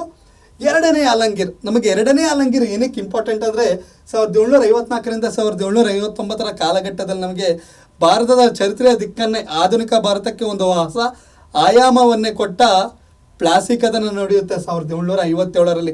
ಆಗ ಮೊಘಲ್ ದೊರೆ ಎರಡನೇ ಆಲಂಗೀರ್, ಎರಡನೇ ಶಾ ಆಲಂ. ಇವನ ಕಾಲಘಟ್ಟದಲ್ಲಿ ನಮಗೆ ಬಾಕ್ಸಾರ್ ಕದನ ನಡೆಯುತ್ತೆ 1759ರಿಂದ 1806. ಎರಡನೇ ಅಕ್ಬರ್ 1806ರಿಂದ 1837. ಎರಡನೇ ಅಕ್ಬರ್ ನಮಗೆ ಏನಕ್ಕೆ ಇಂಪಾರ್ಟೆಂಟ್ ಅಂದರೆ, ಭಾರತದ ನವೋದಯದ ಪಿತಾಮಹ ಅಂತ ರಾಜಾರಾಮ್ ಮೋಹನ್ ರಾಯ್ ಅವರನ್ನ ಕರಿತೀವಲ್ವ, ಈ ರಾಜಾರಾಮ್ ಮೋಹನ್ ರಾಯ್ರವರನ್ನು ಇಂಗ್ಲೆಂಡಿಗೆ ಕಳಿಸಿದ ಮೊಘಲ್ ದೊರೆನೇ ಎರಡನೇ ಅಕ್ಬರ್. ಏನಕ್ಕೆಂದರೆ ಬ್ರಿಟಿಷ್ ಈ ಎರಡನೇ ಅಕ್ಬರ್ಗೆ ಪಿಂಚಿನ್ ಕೊಡೋದಿಲ್ಲ. ಈ ಪಿಂಚಿನ್ನ ಪಡೆದುಕೊಳ್ಳೋಕ್ಕೋಸ್ಕರ ರಾಜಾ ರಾಮ್ ಮೋಹನ್ ರಾಯ್ ರವ್ರನ್ನ ಈತ ಇಂಗ್ಲೆಂಡಿಗೆ ಕಳಿಸ್ತಾನೆ ತನ್ನ ರಾಯಭಾರಿಯಾಗಿ. ದುರಾದೃಷ್ಟವತ್ ರಾಜಾ ರಾಮ್ ಮೋಹನ್ ರಾಯ್ ರವರು ಇಂಗ್ಲೆಂಡ್ನಲ್ಲೇ ತಮ್ಮ ಪ್ರಾಣವನ್ನು ಕಳ್ಕೊತಾರೆ. ಕೊನೆಯ ದೊರೆ ಎರಡನೇ ಬಹದ್ದೂರ್ ಶಾ ಜಾಫರ್ 1837 1857 ಭಾರತದ ಇತಿಹಾಸದಲ್ಲೇ ಮತ್ತೊಂದು ಪ್ರಮುಖ ಕಾಲಘಟ್ಟ. ಸಿಪಾಯಿ ದಂಗೆ ನಡೆದ ಕಾಲಘಟ್ಟ. ಆ ಕಾಲಘಟ್ಟದಲ್ಲಿ ಭಾರತದ ಮೊಘಲ್ ದೊರೆ ಯಾರು ಅಂದರೆ ಎರಡನೇ ಬಹದ್ದೂರ್ ಶಾ ಜಾಫರ್. ಇಷ್ಟು ನಾವು ಮೊಘಲರ ಇತಿಹಾಸ ಮತ್ತು ಮೊಘಲರ ಇತಿಹಾಸವನ್ನು ತಿಳ್ಕೊಳ್ಳೋಕ್ಕೆ ಬಳಸಿಕೊಳ್ಳುವ ಆಧಾರಗಳು. ಈ ಆಧಾರಗಳ ಮೂಲಕ ಪರೀಕ್ಷೆಗೆ ಬರೋ ಪ್ರಶ್ನೆಗಳು. ನೆಕ್ಸ್ಟ್ ಕಾನ್ಸೆಪ್ಟ್ ನೋಡುವ ನಾವು. ಮೊಘಲ್ ದೊರೆ ಬಾಬರ್ ಕ್ರಿಸ್ತಶಕ 1483 1530. ಬಾಬರ್ ಕ್ರಿಸ್ತಶಕ 1483 ಈಗಿನ ಉಜ್ಬೇಕಿಸ್ತಾನದಲ್ಲಿರುವ ಫರ್ಗಾನ ಎಂಬ ಸಂಸ್ಥಾನದಲ್ಲಿ ಈತ ಜನಿಸ್ತಾನೆ. ಈತನ ತಂದೆ ಎರಡನೇ ಉಮರ್ ಶೇಖ್ ಮಿರ್ಜಾ. ಈತ ಫರ್ಗಾನದ ದೊರೆಯಾಗಿರ್ತಾನೆ. ಈತನ ತಾಯಿ ಕುತ್ಲುಗ್ ನಿಖಾರ್ ಖಾನುಮ್. ನೋಡಿ, ಬಾಬರ್ ಬಗ್ಗೆ ನಮಗೆ ತುಂಬ ಇಂಟ್ರೆಸ್ಟಿಂಗ್ ಆಗಿರೋದೇ ಅವನ ತಂದೆ ತಾಯಿಯ ವಂಶಸ್ಥರನ್ನು ತಿಳ್ಕೊಳ್ಳೋದಕ್ಕೋಸ್ಕರ, ಅಥವಾ ಆತನ ತಂದೆ ತಾಯಿಯ ವಂಶ ಹೇಗಿತ್ತು ಅಂದರೆ ತಂದೆಯ ಕಡೆಯಿಂದ ತೈಮೂರ್ನ ವಂಶಸ್ಥ, ತಾಯಿಯ ಕಡೆಯಿಂದ ಚೆಂಗಿಸ್ ಖಾನ್ನ ವಂಶಸ್ಥ. ಅದಕ್ಕೆ ಇತಿಹಾಸಕಾರರು ಈ ಬಾಬರ್ನ ಕುರಿತು ಏನು ಹೇಳ್ತಾರೆ ಅಂದರೆ ಚೆಂಗಿಸ್ ಖಾನ್ ಮತ್ತು ತೈಮೂರ್ನ ರಕ್ತ ಈ ಬಾಬರ್ನ ನರನಾಡಿಗಳಲ್ಲೇ ಹರಿದಾಡ್ತಾ ಇತ್ತು ಅಂತ. 1494 ಈತನ ತಂದೆ ಮರಣ ಹೊಂದುತ್ತಾರೆ. ಆಗ ಬಾಬರ್ಗೆ 12 ವಯಸ್ಸಾಗಿರುತ್ತೆ. ಆ ಎಳೆ ವಯಸ್ಸಿನಲ್ಲೇ ಫರ್ಗಾನದ ದೊರೆ ಆಗ್ತಾನೆ. ಮಧ್ಯ ಏಷ್ಯಾದಲ್ಲಿ ಈತ ಯುದ್ಧ ಮಾಡೋದಕ್ಕೆ ಹೋಗ್ತಾನೆ. ಏನಕ್ಕೆ ಯುದ್ಧ ಮಾಡೋಕ್ಕೆ ಹೋಗ್ತಾನೆ ಅಂದರೆ ಈತನ ಪೂರ್ವಜರ ಪ್ರದೇಶವಾದ ಸಮರ್ಖಂಡ್ನ ಗೆಲ್ಲಬೇಕು ಅಂತ. ಹಲವಾರು ವರ್ಷಗಳ ಕಾಲ ಆತ ಪ್ರಯತ್ನ ಪಟ್ಟರು, ಅದನ್ನು ಗೆಲ್ಲೋದಕ್ಕಾಗೋದಿಲ್ಲ, ಸೋತೋಗ್ತಾನೆ. ಕೊನೆಗೆ 1504 ಕಾಬೂಲ್ನ ಗೆದ್ದು ಭಾರತದ ಮೇಲೆ ತನ್ನ ಮುಂದಿನ ಯೋಜನೆಯನ್ನು ಪ್ಲ್ಯಾನ್ ಮಾಡ್ಕೋತಾನೆ. ಏನಕ್ಕೆ ಅಂದರೆ ಬಾಬರ್ ಸ್ವತಃ ಭಾರತಕ್ಕೆ ಬರೋದಿಲ್ಲ. ಭಾರತಕ್ಕೆ ಬರೋದಕ್ಕೆ ಆತನಿಗೆ ಹಲವಾರು ಕಾರಣಗಳಿರ್ತವೆ. ಆದರೆ ಅದಕ್ಕಿಂತ ಮುಂಚೆ ಆತ ಭಾರತದ ಮೇಲೆ ಯಾವ್ಯಾವ ಕಾಲಘಟ್ಟದಲ್ಲಿ ದಾಳಿ ಮಾಡ್ದ ಅನ್ನೋದನ್ನ ನೋಡುವ. ನೋಡಿ, ಮೊದಲ ದಾಳಿ 1519 ಯೂಸುಫ್ ಜಾಹಿ ಬುಡಕಟ್ಟುಗಳ ದಂಗೆಯನ್ನು ಈತನ ಅಡಗಿಸ್ತಾನೆ. ಇಲ್ಲಿ ಬೀರಾಕೋಟೆ ಎಂಬುದನ್ನು ಬಾಬರ್ ವಶಪಡಿಸ್ಕೋತಾನೆ. ಇಲ್ಲೇ ಮೊಟ್ಟ ಮೊದಲ ಬಾರಿಗೆ ಬಾರೂದ್ ಮತ್ತು ಫಿರಂಗಿಗಳನ್ನ ಈತ ಬಳಸೋದು. ಎರಡನೇ ಮತ್ತು ಮೂರನೇ ದಾಳಿ 1519 ಮತ್ತು 1520 ಸಿಂಧ್ ಮತ್ತು ಪಂಜಾಬ್ ಮೇಲೆ. ನಾಲ್ಕನೇ ದಾಳಿ ದೌಲತ್ ಖಾನ್ ಲೋಧಿಯ ಮೇಲೆ. ಕೊನೆಯ ದಾಳಿ ನಾವು ನೋಡಲೇಬೇಕು. ಅದು ಯಾವುದು ಅಂದರೆ 1525 ಮತ್ತು 1526 ಕಾಲಘಟ್ಟದ ದೆಹಲಿಯ ಕೊನೆ ಸುಲ್ತಾನ, ಲೋಧಿ ಸಂತತಿಯ ಕೊನೆ ಸುಲ್ತಾನ ಇಬ್ರಾಹಿಂ ಲೋಧಿಯ ಮೇಲೆ ಕೈಗೊಳ್ಳುವ ಮೊಟ್ಟ ಮೊದಲ ಪಾಣಿಪತ್ ಕದನ ಅಥವಾ ಮೊದಲನೇ ಪಾಣಿಪತ್ ಕದನ. ಈ ಮೊದಲನೇ ಪಾಣಿಪತ್ ಕದನ ಭಾರತದಲ್ಲಿ ಮೊಘಲ್ ವಂಶ ಸ್ಥಾಪನೆ ಆಗೋದಕ್ಕೆ ಕಾರಣವಾಗುತ್ತೆ. ಆ ಪಾಣಿಪತ್ ಕದನವನ್ನು ಈಗ ನೋಡುವ. ನೋಡಿ, ಆ ಕದನ ನೋಡಬೇಕು ಅಂದರೆ ನಾವು ಆ ಕಾಲಘಟ್ಟದಲ್ಲಿದ್ದ ಸ್ಥಳೀಯ ರಾಜರು ಯಾರ್ಯಾರು ಅಂತ ಒಮ್ಮೆ ನಾವು ಗಮನ ಹರಿಸಲೇಬೇಕಾಗುತ್ತೆ ಪರೀಕ್ಷಾ ದೃಷ್ಟಿಯಿಂದ. ದೆಹಲಿಯಲ್ಲಿ ಇಬ್ರಾಹಿಂ ಲೋಧಿ ಇರ್ತಾನೆ, ಮೇವಾಡದಲ್ಲಿ ರಾಣಾ ಸಂಗ್ರಾಮ್ ಸಿಂಗ್ ಇರ್ತಾನೆ, ಮಾಳ್ವಾದ ಚಂದೇರಿಯಲ್ಲಿ ಮೇದಿನಿ ರಾಯ್, ಮೇವಾತಿಯ ದೊರೆ ಹಸನ್ ಖಾನ್ ಮೇವಾತಿ ಮತ್ತು ಪಂಜಾಬಿನ ರಾಜ್ಯಪಾಲನಾಗಿ ದೌಲತ್ ಖಾನ್ ಲೋಧಿ, ಸುಲ್ತಾನ್ ಮೊಹಮ್ಮದ್ ಲೋಧಿ ಈತ ಇರ್ತಾನೆ. ಗುಜರಾತನ್ನು ಬಹದ್ದೂರ್ ಶಾ ಎಂಬ ರಾಜ ಆಳ್ವಿಕೆ ಮಾಡ್ತಿರ್ತಾನೆ. ಬಂಗಾಳವನ್ನು ಸುಲ್ತಾನ್ ನಸ್ರತ್ ಶಾ ಆಳ್ವಿಕೆ ಮಾಡ್ತಿರ್ತಾನೆ. ಮತ್ತು ನಮ್ಮ ದಕ್ಷಿಣ ಭಾರತದ ಪ್ರಖ್ಯಾತ ಮನೆತನವಾದ ವಿಜಯನಗರವನ್ನು ಶ್ರೀಕೃಷ್ಣ ದೇವರಾಯ ಆಳ್ವಿಕೆ ಮಾಡ್ತಾ ಇರ್ತಾನೆ. ಯಾವಾಗ? ಒಂದನೇ ಪಾಣಿಪತ್ ಕದನ 1526 ಕಾಲಘಟ್ಟದಲ್ಲಿ. ನೆಕ್ಸ್ಟ್, ಒಂದನೇ ಪಾಣಿಪತ್ ಕದನದ ಪ್ರಮುಖ ಅಂಶಗಳನ್ನು ನೋಡುವ ಪರೀಕ್ಷಾ ದೃಷ್ಟಿಯಿಂದ ಇದನ್ನು ನಾವು ನೋಡಲೇಬೇಕು. ಏಪ್ರಿಲ್ 21, 1526 ಪಾಣಿಪತ್ ಪ್ರಸ್ತುತ ಹರಿಯಾಣ ರಾಜ್ಯದಲ್ಲಿದೆ. ಜಹೀರುದ್ದೀನ್ ಬಾಬರ್ನ ಪೂರ್ಣ ಹೆಸರಿದು ಮತ್ತು ಇಬ್ರಾಹಿಂ ಲೋಧಿಯ ನಡುವೆ ನಡೆದ ಕದನವಾಗಿದೆ. ಮೊದಲ ಬಾರಿಗೆ ಬಂದೂಕು ಮತ್ತು ಫಿರಂಗಿಗಳನ್ನು ಪೂರ್ಣ ಪ್ರಮಾಣದಲ್ಲಿ ಬಳಸಿದ ಯುದ್ಧ ಒಂದನೇ ಪಾಣಿಪತ್ ಕದನ. ಬಾಬರ್ ತನ್ನ ಯುದ್ಧ ತಂತ್ರವಾದ ತುಲುಗ್ಮಾ ಎಂಬ ತಂತ್ರವನ್ನು ಇಲ್ಲಿ ಬಳಸ್ಕೊತಾನೆ. ಇನ್ನೊಂದು ಅರಬಾ ಎಂಬ ತಂತ್ರಜ್ಞಾನವನ್ನು ಈ ಮೊದಲ ಪಾಣಿಪತ್ ಕದನದಲ್ಲಿ ಬಳಸ್ತಾನೆ. ಈಗ ನಾವು ನೋಡಬೇಕಾಗಿರೋದು ಒಂದನೇ ಪಾಣಿಪತ್ ಕದನ ಬಾಬರ್ ಗೆಲ್ಲೋದಕ್ಕೆ ಪ್ರಮುಖವಾದ ತಂತ್ರಗಳು ಯಾವ್ದ್ಯಾವ್ದಿತ್ತು ಅನ್ನೋ ಇಲ್ಲಿ ನೋಡಿ. ತುಲುಗ್ಮಾ ಎಂಬ ವಿಶಿಷ್ಟ ಯುದ್ಧ ತಂತ್ರವನ್ನ ಬಾಬರ್ ಉಜ್ಬೇಕಿಯರಿಂದ ತನ್ನ ಸೈನಿಕರಿಗೆ ಕಲಿಸ್ತಾನೆ. ಈ ಕಲಿತ ಯುದ್ಧ ತಂತ್ರವನ್ನ 1526ರಲ್ಲಿ ಮೊದಲ ಪಾಣಿಪತ್ ಕದನ ಮತ್ತು 1527ರ ಖಾನ್ವಾ ಕದನದಲ್ಲಿ ಇದನ್ನ ಪ್ರಯೋಗಕ್ಕೆ ಒಳಪಡಿಸ್ತಾನೆ. ಫಿರಂಗಿ ಮತ್ತು ಬಂದೂಕುಗಳ ಗನ್ ಪೌಡರ್ನ ಬಳಕೆಯನ್ನ ಈತ ಪರ್ಷಿಯನ್ನರು ಮತ್ತು ಒಟಮನ್ ತುರ್ಕರಿಂದ ಕಲಿತಾನೆ. ಈ ಅರಬಾ ಎಂಬ ತಂತ್ರಜ್ಞಾನವನ್ನ ಒಟಮನ್ ತಂತ್ರಜ್ಞಾನ ಅಂತ ಕರಿತೀವಿ. ಇದನ್ನ ಒಟಮನ್ ತುರ್ಕರಿಂದ ಈತ ಕಲಿತು ತನ್ನ ಸೈನಿಕರಿಗೆ ಯುದ್ಧದಲ್ಲಿ ಬಳಸೋದಕ್ಕೆ ಸಲಹೆ ಸೂಚನೆಯನ್ನು ನೀಡ್ತಾನೆ. ನೆಕ್ಸ್ಟ್, ಮೊದಲ ಪಾಣಿಪತ್ ಕದನದ ಬಗ್ಗೆ ಯಾವ್ಯಾವ ಇತಿಹಾಸಕಾರರು ಏನೇನು ಹೇಳಿಕೆ ನೀಡಿದಾರೆ ಅಂತ ನಾವು ನೋಡಬೇಕಾಗುತ್ತೆ. ಮೊದಲಾಗ್ತಿದ್ರೆ ಪರೀಕ್ಷೆಗಳಿಗೆ ಈ ಸ್ಟೇಟ್ಮೆಂಟ್ಗಳನ್ನ ಕೇಳ್ತಾ ಇತ್ತಿಲ್ಲ. ಆದರೆ ಈಗ ಪ್ರತಿ ಪರೀಕ್ಷೆಯಲ್ಲೂ ಸ್ಟೇಟ್ಮೆಂಟ್ ಕೇಳೋದ್ರಿಂದ ಇತಿಹಾಸಕಾರರು ಮತ್ತು ಆ ಸ್ಟೇಟ್ಮೆಂಟ್ನ ನಾನು ಇಲ್ಲಿ ಉಲ್ಲೇಖ ಮಾಡಲೇಬೇಕಾಗುತ್ತೆ. ಡಾಕ್ಟರ್ ಎಲ್ ಶ್ರೀವಾತ್ಸರವರ ಪ್ರಕಾರ ಪಾಣಿಪತ್ ಕದನವು ಅಫ್ಘಾನ್ ರಾಜಕೀಯ ಶಕ್ತಿಯನ್ನು ನಿರ್ನಾಮ ಮಾಡಿತು, ದೆಹಲಿ ಸುಲ್ತಾನೇಟ್ ಅಂತ್ಯಗೊಂಡಿತು ಮತ್ತು ಭಾರತದಲ್ಲಿ ಹೊಸ ರಾಜವಂಶ ಮೊಘಲ್ ಸಾಮ್ರಾಜ್ಯ ಅಡಿಪಾಯವನ್ನು ಹಾಕಲು ಸ್ಥಾಪನೆ ಆಯಿತು ಅಂತ ಈ ಪ್ರಸಿದ್ಧ ವಿದ್ವಾಂಸರು ಒಂದು ಸ್ಟೇಟ್ಮೆಂಟ್ ಕೊಡ್ತಾರೆ. ಹಾಗೆ ಕೆ.ಎ. ನಿಜಾಮಿ ಏನಂತಾರೆ ನೋಡುವ.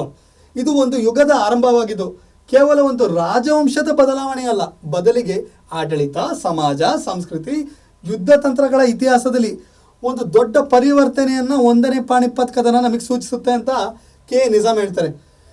ವಿದೇಶಿ ವಿದ್ವಾಂಸ ರಶ್ಬ್ರೂಕ್ ವಿಲಿಯಮ್ಸ್ ಏನು ಹೇಳ್ತಾರೆ ನೋಡುವ. ಬಾಬರ್ನ ವಿಜಯಕ್ಕೆ ಕಾರಣವಾಗಿದ್ದ ಅಂಶಗಳು ಪ್ರಮುಖವಾಗಿ ಎರಡು ಅಂಶ ಬರುತ್ತೆ. ಒಂದು ಫಿರಂಗಿ ದಳದ ಶ್ರೇಷ್ಠತೆ ಮತ್ತು ಇನ್ನೊಂದು ತುಲುಗ್ಮಾ ಮತ್ತು ಅರಬ ತಂತ್ರಜ್ಞಾನ ಅಂತ ಈ ವಿದ್ವಾಂಸರು ನಮಗೆ ಹೇಳ್ತಾರೆ. ಆರ್.ಸಿ. ಮಜುಮ್ದಾರ್ ಭಾರತದ ಪ್ರಖ್ಯಾತ ಇತಿಹಾಸಕಾರರು. ಇವರ ಇತಿಹಾಸದ ಪುಸ್ತಕನ ಪ್ರತಿಯೊಬ್ಬ ಭಾರತೀಯ ಚರಿತ್ರೆಯ ವಿದ್ಯಾರ್ಥಿ ಓದಲೇಬೇಕಾಗುತ್ತೆ. ಪಾಣಿಪತ್ನಲ್ಲಿ ಬಂದೂಕು ಮತ್ತು ಫಿರಂಗಿಗಳನ್ನು ಮೊದಲ ಬಾರಿಗೆ ಭಾರತೀಯ ಯುದ್ಧ ರಂಗದ ಮೇಲೆ ನಿರ್ಣಾಯಕ ಪ್ರಭಾವವನ್ನು ಬೀರಿದವು. ಇಬ್ರಾಹಿಂ ಲೋಧಿಯ ಆನೆಗಳು ಬಂದೂಕಿನ ಸದ್ಯಕ್ಕೆ ಓಡಿ ಹೋದವು ಅಂತ ನಮ್ಮ ಆರ್.ಸಿ. ಮಜುಮ್ದಾರ್ ಹೇಳ್ತಾರೆ. ನೆಕ್ಸ್ಟ್, ಭಾರತದ ಮೊದಲ ಪ್ರಧಾನಿಯಾದ ಜವಾಹರ್ಲಾಲ್ ನೆಹರು. ಪಾಣಿಪತ್ ಕದನವು ಭಾರತದ ಇತಿಹಾಸದಲ್ಲಿ ಭೂತಕಾಲ ಮತ್ತು ಭವಿಷ್ಯದ ನಡುವಿನ ಪ್ರಮುಖ ಅಂತರವನ್ನು ಪ್ರತಿನಿಧಿಸುತ್ತದೆ ಅಂತ ಹೇಳ್ತಾರೆ. ಎಫ್.ಆರ್. ಮೊಹಮ್ಮದ್ ಹಬೀಬ್ ಪ್ರಖ್ಯಾತ ಇತಿಹಾಸಕಾರರು. ಇವರ ಮಗ ಇರ್ಫಾನ್ ಹಬೀಬ್.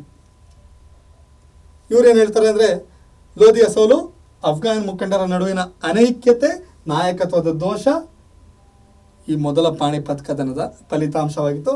ಹೊಸ ಯುಗಕ್ಕೆ ಹೊಸ ತಂತ್ರಜ್ಞಾನ ನಮಗೆ ಇಲ್ಲಿ ಪರಿಚಯಿಸುತ್ತಾ ಅಂತ ಮೊಹಮ್ಮದ್ ಹಬೀಬ್ರವರು ಹೇಳ್ತಾರೆ. ಕಣ್ವಾ ಕದನ. ಒಂದನೇ ಪಾಣಿಪತ್ ಕದನದ ನಂತರ 1527ರಲ್ಲಿ ಮಾರ್ಚ್ 16ರಲ್ಲಿ ನಡೆದ ಕದನವೇ ಕಣ್ವಾ ಕದನ. ಏನಕ್ಕೆ ಕಣ್ವಾ ಕದನ ನಡೆಯುತ್ತೆ ಅಂದರೆ, ಏನಕ್ಕೆ ನಡೀಬೋದು? ಪ್ರಾಂತ್ಯಗಳ ವಶ, ಅಧಿಕಾರಕ್ಕಾಗಿ. ಇದು ಪ್ರತಿಯೊಬ್ಬ ಹೋರಾಟಗಾರನ ಪ್ರಮುಖ ಗುಣವಾಗಿತ್ತು. ಅದು ಬಾಬರ್ ಆಗಲಿ, ಅಕ್ಬರ್ ಆಗಲಿ, ಶ್ರೀಕೃಷ್ಣ ದೇವರಾಗಲಿ ಅಥವಾ ಯಾವುದೇ ಆಡಳಿತ ವ್ಯವಸ್ಥೆ ಆಗಲಿ, ಯುದ್ಧ ಮಾಡೋದೇ ಸಾರ್ವಭೌಮತ್ವ ಸ್ಥಾಪನೆಗೋಸ್ಕರ. ಬಾಬರ್ ಮತ್ತು ರಾಣಾ ಸಂಗನ ನಡುವೆ ಈ ಯುದ್ಧ ನಡೆಯುತ್ತೆ. ಇಲ್ಲೂ ಕೂಡ ನೋಡಿ, ತುಲುಗ್ಮಾ ಎಂಬ ಯುದ್ಧ ತಂತ್ರವನ್ನು ಈತ ಬಳಸ್ತಾನೆ, ಫಿರಂಗಿಗಳನ್ನ ಪರಿಣಾಮಕಾರಿಯಾಗಿ ಬಳಸ್ತಾನೆ. ರಾಣಾ ಸಂಗಂಗೆ ಹಿನ್ನಡೆಯಾಗುತ್ತೆ, ಆದರೆ ಆತ ಹೆದರೋದಿಲ್ಲ, ಪುನಃ ಎದ್ದು ನಿಲ್ತಾನೆ. ಹೌದು, ನಾನು ಬಾಬರ್ನ ಇಲ್ಲಿಂದ ಓಡಿಸ್ಲೇಬೇಕು ಅಂತ. ಆದರೆ ಬಾಬರ್ನ ಭಾರತಕ್ಕೆ ಕರೆಯೋದ್ರಲ್ಲಿ ರಾಣಾ ಸಂಗನ ಪಾತ್ರ ಕೂಡ ಇರುತ್ತೆ ನೋಡಿ. ಎರಡನೇ ಬಾರಿ ಯಾವಾಗ ಅವನು ಯುದ್ಧಕ್ಕೆ ತಯಾರಿ ಮಾಡ್ತಿರ್ತಾನೋ ಆಗ ದುರಾದೃಷ್ಟವತ್ ತನ್ನ ಸೈನಿಕರಿಂದಲೇ 1528ರಲ್ಲಿ ವಿಷವನ್ನು ಸೇವಿಸುವ ಮೂಲಕ ತನ್ನ ಪ್ರಾಣವನ್ನು ಕಳ್ಕೊತಾನೆ. ಈಗ ಕಣ್ವಾ ಕದನದ ಬಗ್ಗೆ ಯಾವ್ಯಾವ ಚರಿತ್ರಕಾರರು ಹೇಳಿದ್ದಾರೆ ಅಂತ ನೋಡುವ. Doctor G N. ಶರ್ಮಾರವರು ಏನು ಹೇಳಿದ್ದಾರೆ ಅಂದರೆ, ಮೊಘಲ್ ಶಕ್ತಿಯ ವಿಸ್ತರಣೆಗೆ ಸಂಬಂಧಿಸಿದಂತೆ ಕಣ್ವಾ ಕದನ ತುಂಬ ಪ್ರಮುಖವಾಗಿರುತ್ತೆ. ಜೇಮ್ಸ್ ಟಾಡ್ ಪ್ರಸಿದ್ಧ ಇತಿಹಾಸಕಾರ, ಸಂಗನ ಅಶ್ವ ಸೈನ್ಯವು ಖಂಡಿತವಾಗಿಯೂ ಬಾಬರನ ಸೈನಿಕರಿಗೆ ಸರಿ ಹೊಂದುತ್ತಿರಲಿಲ್ಲ. ಏನಕ್ಕೆ ಈ ಸ್ಟೇಟ್ಮೆಂಟ್ ಕೊಟ್ಟಿದ್ದಾರೆ ಅಂದರೆ, ಆಲ್ರೆಡಿ ನಾನು ಹೇಳಿದೆ, ತುಲುಗ್ಮಾ ಯುದ್ಧ ತಂತ್ರ, ಬಂದೂಕಿನ ಬಳಕೆ, ಗನ್ ಪೌಡರ್ನ ಬಳಕೆ, ಅರಬ ತಂತ್ರಜ್ಞಾನ ಇದೆಲ್ಲವನ್ನು ಕೂಡ ಬಾಬರ್ ತನ್ನ ಯುದ್ಧದಲ್ಲಿ ಬಳಸ್ಕೋತಾನೆ. ಹಾಗಾಗಿ ರಾಣಾ ಸಂಗನ ಸೈನ್ಯವು ಶೌರ್ಯದಿಂದಿದ್ರೂ ಟೆಕ್ನಾಲಜಿಲಿ ಬಾಬರ್ನ ಸೈನ್ಯಕ್ಕಿಂತ ಸ್ವಲ್ಪ ಹಿನ್ನಡೆ ಸಾಧಿಸಿತ್ತು. ಅದಕ್ಕೆ ಈ ಕಣ್ವಾ ಕದನ ಬಾಬರ್ನ ವಶವಾಗುತ್ತೆ. ಡಾಕ್ಟರ್ ಸತೀಶ್ ಚಂದ್ರ ಮಧ್ಯಕಾಲೀನ ಇತಿಹಾಸದ ಪ್ರಖ್ಯಾತ ಇತಿಹಾಸಕಾರರು. ಹಾಗಾಗಿ ಮಧ್ಯಕಾಲೀನ ಭಾರತದ ಇತಿಹಾಸವನ್ನು ತಿಳ್ಕೊಬೇಕಾದ್ರೆ ಸತೀಶ್ ಚಂದ್ರರ ಪುಸ್ತಕವನ್ನು ನಾವು ಅಧ್ಯಯನ ಮಾಡಲೇಬೇಕಾಗುತ್ತೆ. ಕಣ್ವ ಕದನವು ಭಾರತದಲ್ಲಿ ಹೊಸ ರೀತಿಯ ಯುದ್ಧ ವಿಧಾನವನ್ನು ಪರಿಚಯಿಸಿತು. ಫಿರಂಗಿ ಮತ್ತು ಮಸ್ಕಟ್ಗಳ ಬಳಕೆ ಈ ಯುದ್ಧದಲ್ಲಿ ಆಯಿತು ಅಂತ ಡಾಕ್ಟರ್ ಸತೀಶ್ ಚಂದ್ರರವರು ನಮಗೆ ಹೇಳ್ತಾರೆ. ನೆಕ್ಸ್ಟ್ ಚಾಂದೇರಿ ಕದನ 1528. ಮಾಳ್ವಾದ ರಜಪೂತ ಮುಖ್ಯಸ್ಥನಾದ ಮೆದಿನಿ ರಾಯ್ ಮತ್ತು ಬಾಬರ್ನ ನಡುವೆ ಯುದ್ಧ ನಡೆಯುತ್ತೆ. ಚಾಂದೇರಿ ಕೋಟೆ ಬಾಬರ್ನ ವಶವಾಗುತ್ತೆ. ಜನವರಿ 20, 1528ರಂದು ಚಾಂದೇರಿಯನ್ನು ಬಾಬರ್ ಗೆಲ್ತಾನೆ. ಬಾಬರ್ನ ಕೊನೆಯ ಕದನ ಇದು. ಯಾವುದು? ಗಾಗ್ರಾ ಕದನ 1529. ಗಾಗ್ರಾ ಕದನವು ಮೊಘಲ್ ಸಾಮ್ರಾಜ್ಯದ ಸ್ಥಾಪನೆಯ ನಂತರ ಬಾಬರ್ ಕೈಗೊಂಡ ಕೊನೆಯ ಕದನ. ಇದು ನದಿ ಮತ್ತು ಭೂಮಿಯ ಮೇಲೆ ನಡೆದ ಮೊಘಲರ ಮೊದಲ ಕದನ. ನದಿ ಅಂದಾಗ ನಾವು ನೋಡಲೇಬೇಕು, ಯಾವ ನದಿ ಅಂದ್ರೆ ನೋಡಿ,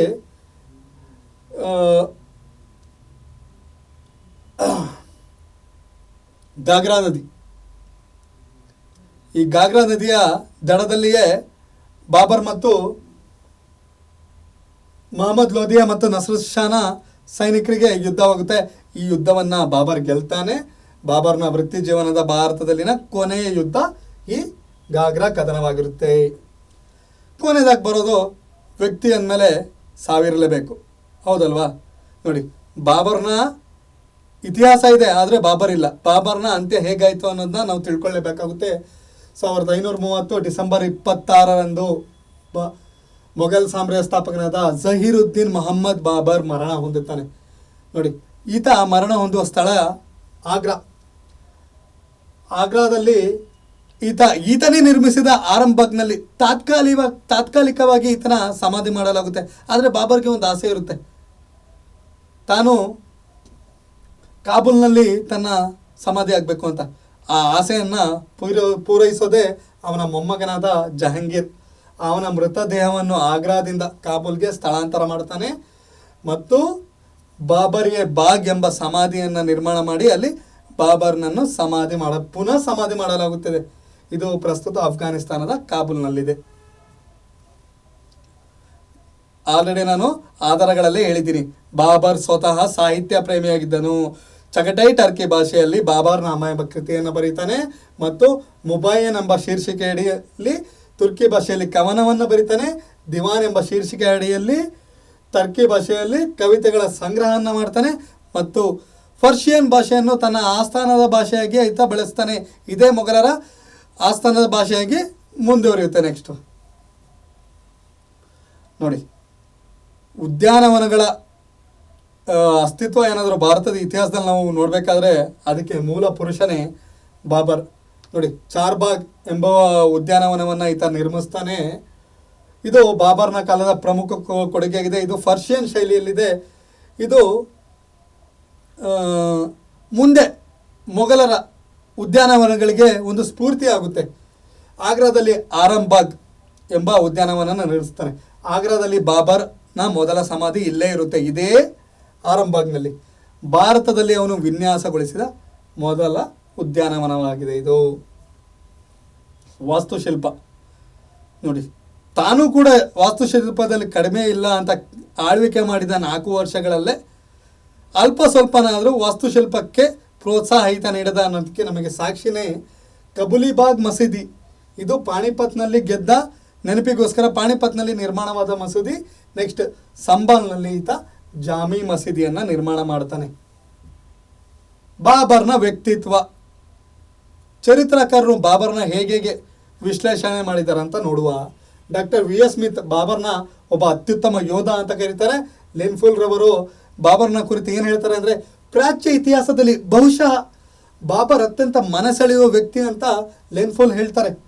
ಹೆವೆಲ್ ಸೌಂದರ್ಯದ ಆರಾಧಕ ಮತ್ತು ಕಲಾವಿದನ ಮನಸ್ಥಿತಿಯ ವ್ಯಕ್ತಿ ಅಂತ ಬಾಬರ್ನ ಕುರಿತು ಹೇಳ್ತಾರೆ.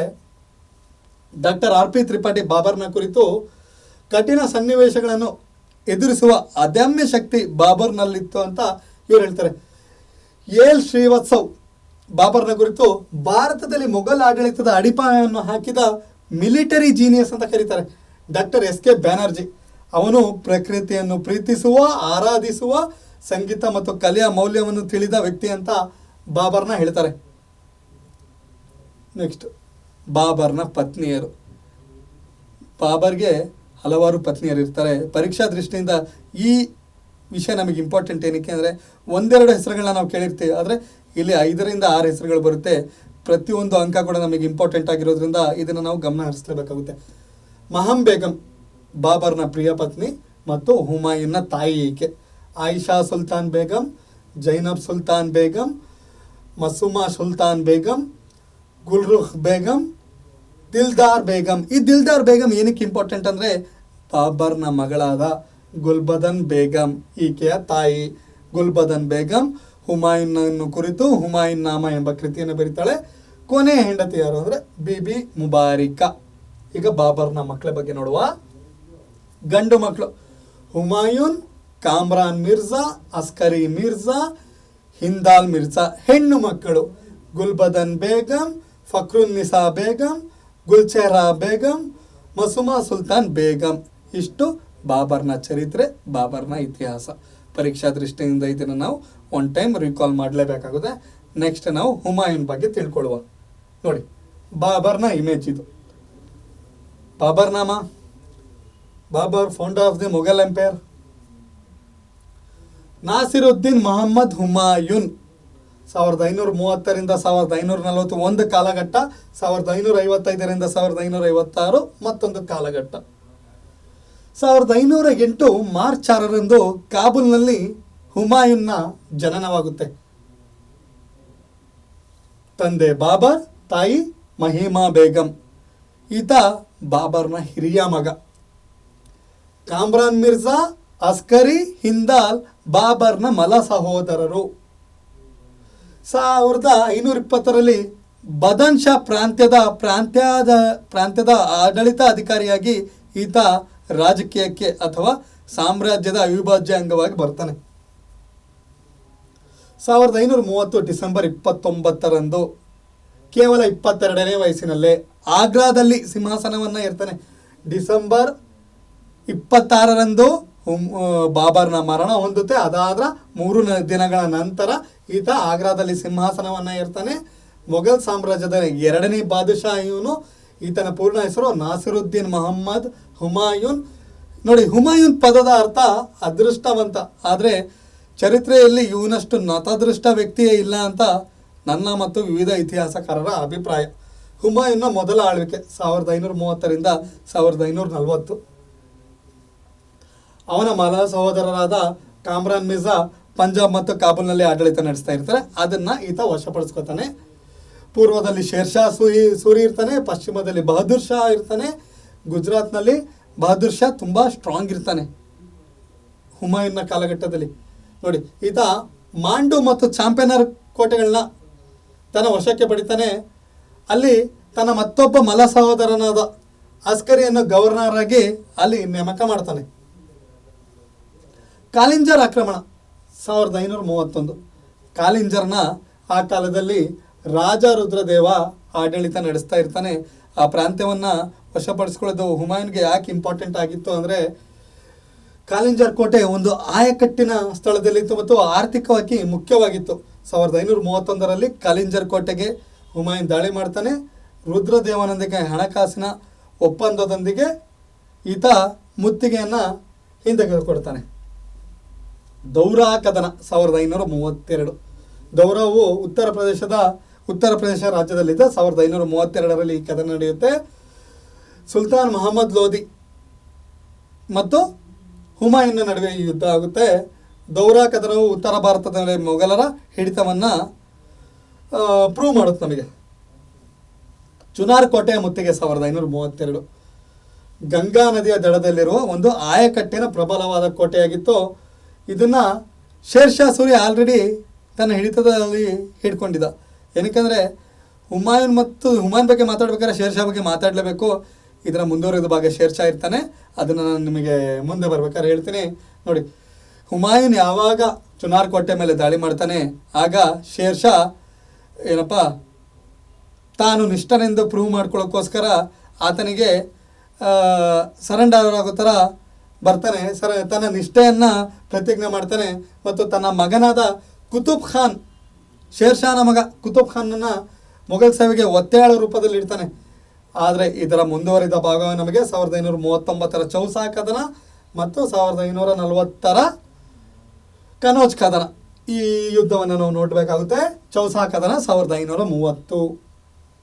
ಹುಮಾಯೂನ್ ಮತ್ತು ಶೇರ್ ಖಾನ್ನ ನಡುವೆ, ಆಲ್ರೆಡಿ ನಾನು ಶೇರ್ ಶಾ ಅಂತ ಹೇಳ್ತೀನಿ, ಆತನ ಹೆಸರು ಶೇರ್ ಖಾನ್, ಮೊದಲ ಹೆಸರು ಫರೀದ್. ನೋಡಿ, ಗಂಗಾ ನದಿ ಮತ್ತು ಕರ್ಮನಾಶ ನದಿಗಳ ನಡುವೆ ಈ ಚೌಸಾ ಕದನ ನಡೆಯುತ್ತೆ. ಈ ಚೌಸಾ ಕದನ ನಡಿಬೇಕಾದ್ರೆ ಮಳೆ ತುಂಬ ಜಾಸ್ತಿ ಇರುತ್ತೆ. ಮೊಘಲ್ ಸಾಮ್ರಾಜ್ಯದ ಸೈನ್ಯವೆಲ್ಲ ಅಸ್ತವ್ಯಸ್ತವಾಗಿರುತ್ತೆ. ಇದರ ಸರಿಯಾದ ಸದುಪಯೋಗ ಪಡಿಸಿಕೊಂಡ ಶೇರ್ ಶಾ ಸೂರಿ ಹುಮಾಯೂನ್ನ ಮೇಲೆ ತಕ್ಷಣದ ದಾಳಿ ಮಾಡ್ತಾನೆ. ಆಗ ಹುಮಾಯೂನ್ ಇದ್ದಾನಲ್ಲ, ಗಂಗಾ ನದಿಗೆ ಹಾರ್ತಾನೆ. ಗಂಗಾ ನದಿಗೆ ಹಾರಿ ಒಬ್ಬ ಅಂಬಿಕಾ, ನಿಜಾಮ ಎಂಬ ಅಂಬಿಕಾ ಆತನನ್ನು ಪ್ರಾಣ ಉಳಿಸ್ತಾನೆ. ಚರಿತ್ರೆಯಲ್ಲಿ ಈ ಅಂಬಿಕಾ ನಿಜಾಮ್ ಬರ್ತಾನಲ್ಲ, ದೆಹಲಿ ಸುಲ್ತಾನರಲ್ಲಿ 1 ದಿನದ ಸಿಂಹಾಸನವನ್ನು ಏರೋದಕ್ಕೆ ಆತ ಅವಕಾಶ ಪಡ್ಕೋತಾನೆ.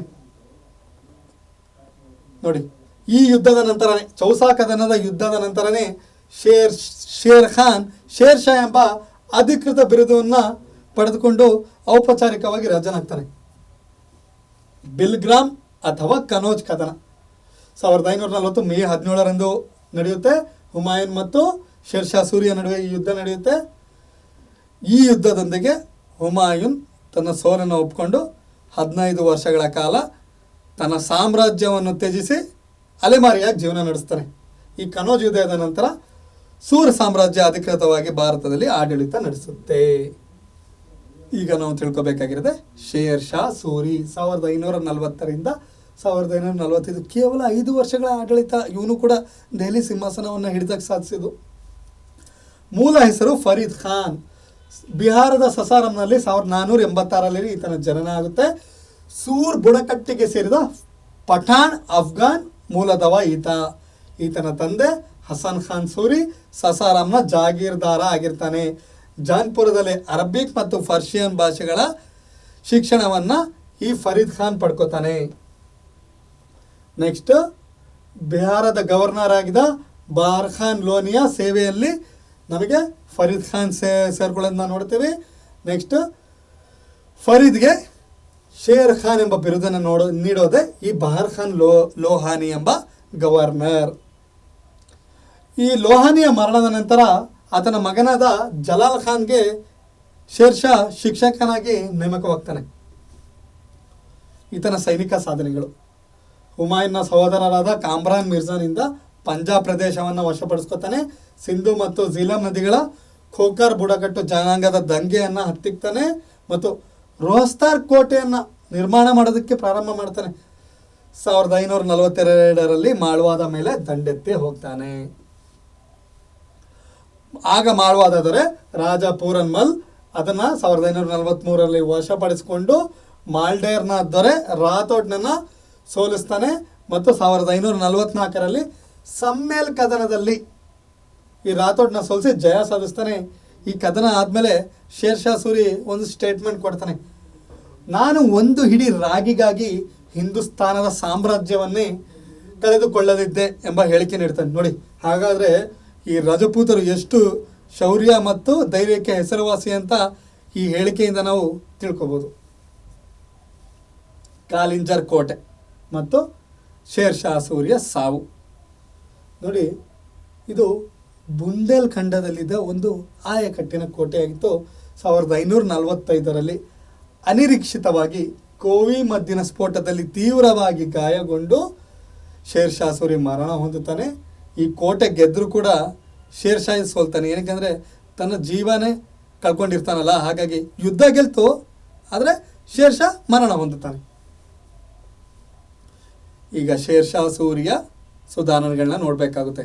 ಏನಕ್ಕೆಂದರೆ ಅಕ್ಬರ್ನ ಮುನ್ಸೂಚಕ ಅಂತ ಶೇರ್ ಶಾ ಸೂರಿನ ಕರಿತೀವಿ ನಾವು. ಅಕ್ಬರ್ ಬಗ್ಗೆ ಹೇಳ್ತೀವಿ, ಅಕ್ಬರ್ ಬೂಕಾಯಿಂದ ವ್ಯವಸ್ಥೆ ತಂದ, ಆ ಸುಧಾರಣೆ ತಂದ, ಈ ಸುಧಾರಣೆ ತಂದ ಅಂತ ಎಷ್ಟೋ ಮಾತಾಡ್ತೀವಿ ಚರಿತ್ರೆಯಲ್ಲಿ. ಆದರೆ ಇದಕ್ಕೆಲ್ಲ ಒಂದು ಭದ್ರ ಬುನಾದಿ ಫೌಂಡೇಶನ್ ಅಂತ ಹಾಕೋಬೇಕಲ್ವಾ? ಶೇರ್ ಶಾ ಸೂರಿ ಇದರ ಫೌಂಡರ್ ಅಂತ ನಾವು ಹೇಳ್ಬೋದು. ನೋಡಿ, ಶೇರ್ ಶಾ ಸಾಮ್ರಾಜ್ಯವನ್ನು ಸಾಮ್ರಾಜ್ಯದ ಎಲ್ಲ ಭೂಮಿಯನ್ನು ವಿಶೇಷವಾಗಿ ಯೋಗ್ಯ ಭೂಮಿಯನ್ನು ಅಳತೆ ಮಾಡಿಸ್ತಾನೆ. ಈ ಅಳತೆಗಾಗಿ ಸಿಕಂದರಿ ಗಜ ಎಂಬ ಪ್ರಾಮಾಣಿಕ ಅಳತೆ ಮಾನದಂಡವನ್ನು ಬಳಸ್ತಾನೆ. ಭೂಮಿಯ ಫಲವತ್ತತೆಯ ಆಧಾರದ ಮೇಲೆ ಅದನ್ನು 3 ಭಾಗವಾಗಿ ವಿಂಗಡಿಸ್ತಾನೆ. ಸರಾಸರಿ ಉತ್ಪಾದನೆಯನ್ನು ಲೆಕ್ಕ ಹಾಕಿ ಬೀಗ ಎಂಬುದನ್ನು ಜಾರಿಗೆ ತರ್ತಾನೆ. ಬೀಗ ಅಂದರೆ ಭೂಮಿಗೆ ರಾಜ್ಯಕ್ಕೆ ಪಾವತಿಸಬೇಕಾದ ಕಂದಾಯ, ಇದಕ್ಕೆ ಮತ್ತೊಂದು ಹೆಸರು ಇರುತ್ತೆ ರಾಯ್ ಅಂತ. ಸರಾಸರಿ ಉತ್ಪಾದನೆಯಲ್ಲಿ 1/3 ಭಾಗ ಕಂದಾಯ ಪಾವತಿ ಮಾಡಬೇಕಾಗುತ್ತೆ. ಪಟ್ಟ ಅನ್ನೋದೇನು ಅಂತ ಪ್ರತಿಯೊಂದು ಮ್ಯಾಕ್ಸಿಮಮ್ ಎಕ್ಸಾಮ್ಸಲ್ಲಿ ಪಟ್ಟ ಪದದ ಅರ್ಥ, ಪಟ್ಟವನ್ನು ಜಾರಿಗೆ ತಂದವರು ಯಾರು, ಈ ಥರ ಪ್ರಶ್ನೆಗಳು ಬರುತ್ತೆ. ಇದು ಸರ್ಕಾರವು ರೈತನಿಗೆ ನೀಡುವ ಲಿಖಿತ ದಾಖಲೆಯಾಗಿದೆ. ಈ ಪತ್ರದಲ್ಲಿ ರೈತನ ಭೂಮಿಯ ವಿಸ್ತೀರ್ಣ, ಬೆಳೆಯ ಪ್ರಮಾಣ ಮತ್ತು ಅವನು ಸರ್ಕಾರಕ್ಕೆ ಪಾವತಿ ಮಾಡಬೇಕಾದ ಕಂದಾಯದ ಮೊತ್ತವನ್ನು ಸ್ಪಷ್ಟವಾಗಿ ಇದರಲ್ಲಿ ನಮೂದಿಸಲಾಗುತ್ತದೆ. ಈ ಪಟ್ಟ ವ್ಯವಸ್ಥೆಯನ್ನು ಶೇರ್ ಶಾ ಸೂರಿ ಜಾರಿಗೆ ತರ್ತಾನೆ.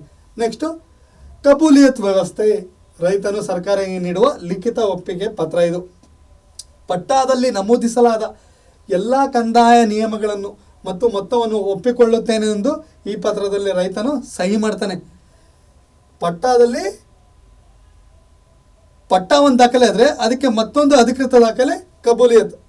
ನೋಡಿ, ಇಷ್ಟಾದ್ಮೇಲೆ ನೆಕ್ಸ್ಟ್ ಒಂದು ತರೋ ಸುಧಾರಣೆ ಏನೆಂದರೆ ಕಂದಾಯದ ನಿರ್ಧಾರ ಮತ್ತು ಸಂಗ್ರಹಣೆಗಾಗಿ ಜರಿಬಾನ ಎಂಬ ಭೂ ಸಮೀಕ್ಷಾ ಶುಲ್ಕವನ್ನು ಜಾರಿಗೆ ತರ್ತಾನೆ.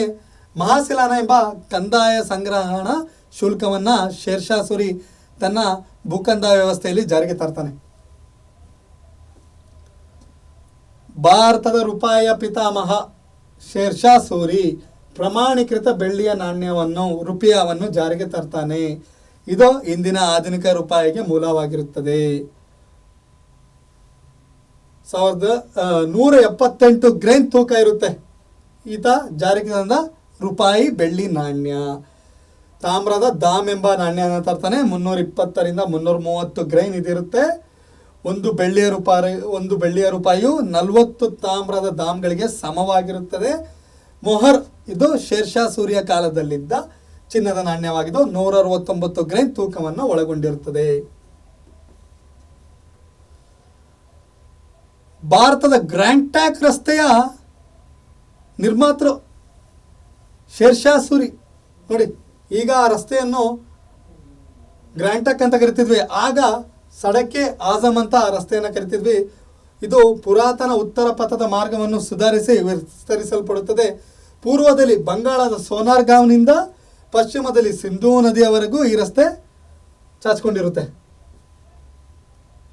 ತನ್ನ ಆಡಳಿತ ವ್ಯವಸ್ಥೆಯಲ್ಲಿ ಕೇವಲ 5 ವರ್ಷಗಳ ಆಡಳಿತ ವ್ಯವಸ್ಥೆಯಲ್ಲೇ ಪ್ರಜೆಗಳಿಗೆ ಏನೇನು ಸಾಧ್ಯವೋ ಅದನ್ನೆಲ್ಲ ಮಾಡೋದಕ್ಕೆ ಶೇರ್ ಶಾ ಸೂರಿ ಪ್ರಯತ್ನ ಪಡ್ತಾನೆ. ಅದರ ಒಂದು ಪ್ರಯತ್ನದ ಭಾಗವೇ ಸರಾಯಿಗಳ ನಿರ್ಮಾಣ. ಸರಾಯಿಗಳು ಅಂದರೆ ಪ್ರಯಾಣಿಕರ ಸುರಕ್ಷತೆ ಮತ್ತು ಸೌಕರ್ಯಕ್ಕಾಗಿ ನಿರ್ಮಿಸಿದ ಒಂದು ತಂಗುದಾಣ.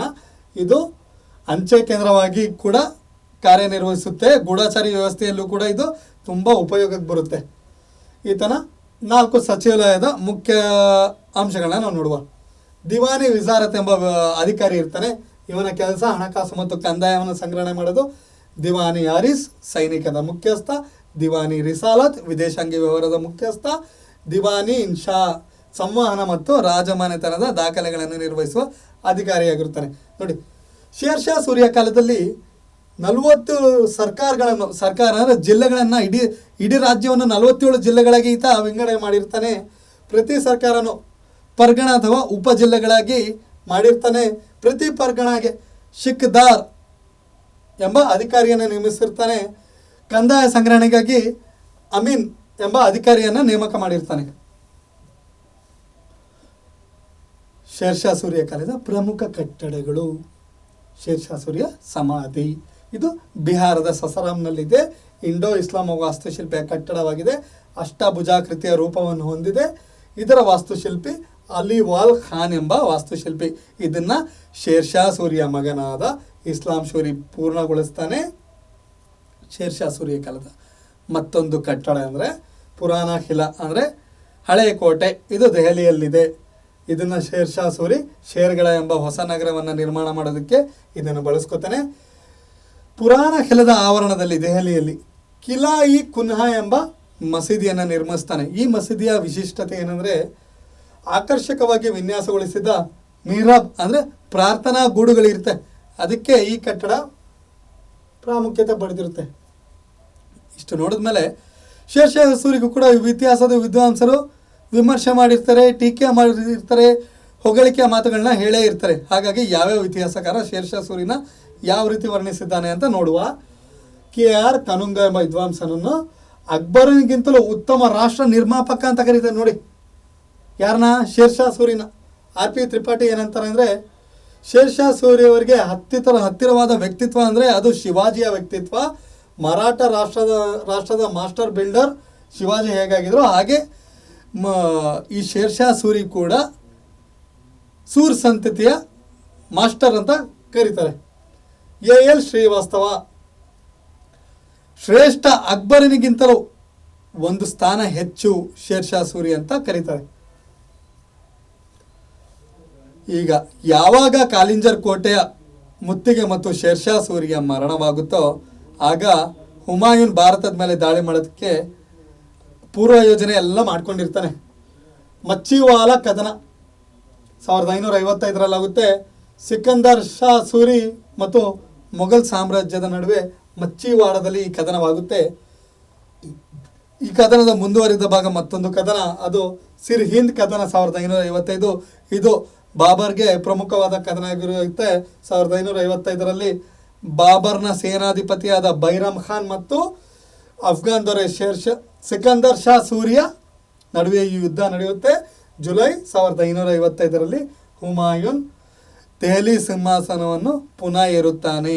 ಇದರಲ್ಲಿ ಒಂದು ಪ್ರಶ್ನೆ ತುಂಬ ಇಂಪಾರ್ಟೆಂಟ್ ಇದೆ. ದೆಹಲಿ ಸಿಂಹಾಸನವನ್ನು 2 ಬಾರಿ ಏರಿದ ಮೊಘಲ್ ದೊರೆ ಯಾರು ಅಂತ ಕೇಳಿದ್ರೆ ಇದಕ್ಕೆ ಉತ್ತರ ಹುಮಾಯೂನ್.